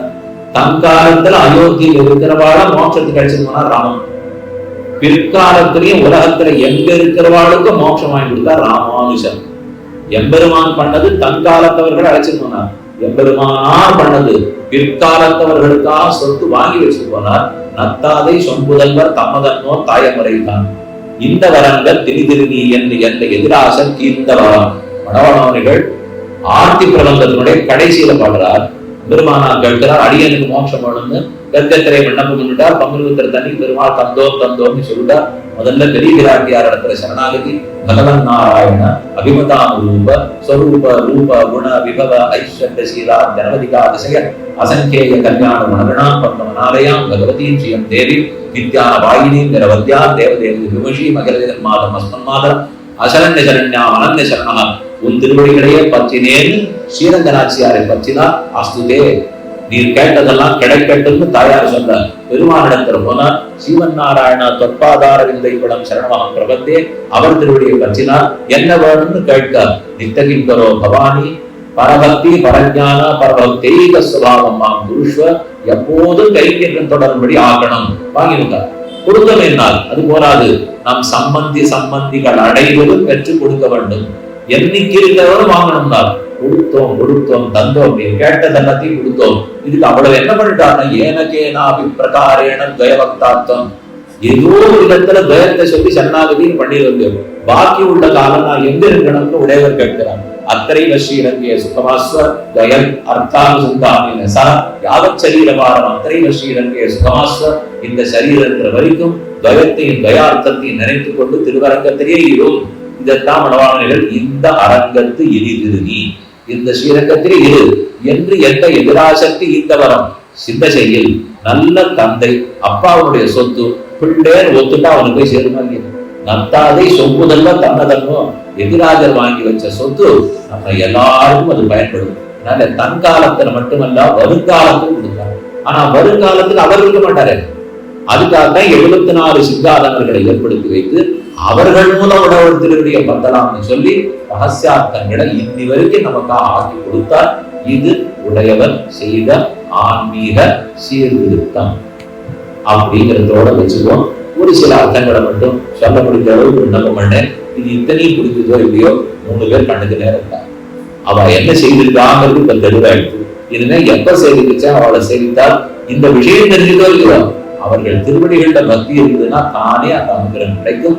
விட்டட்டும், சீக்கிரமா கைங்கரியமும் நிறைவேறி பெருமாளுக்கும் ஒவ்வொரு மேலும் கைங்கரியங்கள் நடக்கணும். பக்தர்களும் நிறைய பேர் வந்து பயன் பெறணும்னு பிரார்த்தித்துக் கொண்டு சேத்தாந்தாய கல்யாண தேயத்தினா சிவேங்கடவாசாய ஸ்ரீவாசாய மங்களம் சிவன் மகாபூதபுரே ஸ்ரீமத்கேசவே அர்ஜுனா காந்திமத்யாம்பரசூடாய எதிராகாய மங்களம் ஸ்ரீமதே ரமஜாமாதன் நீந்திராய ஆத்மனே ஸ்ரீரங்க வாசனிய பூயா நித்திய ஸ்ரீ நித்திய மங்களம் சொல்லி அமைகிறேன்.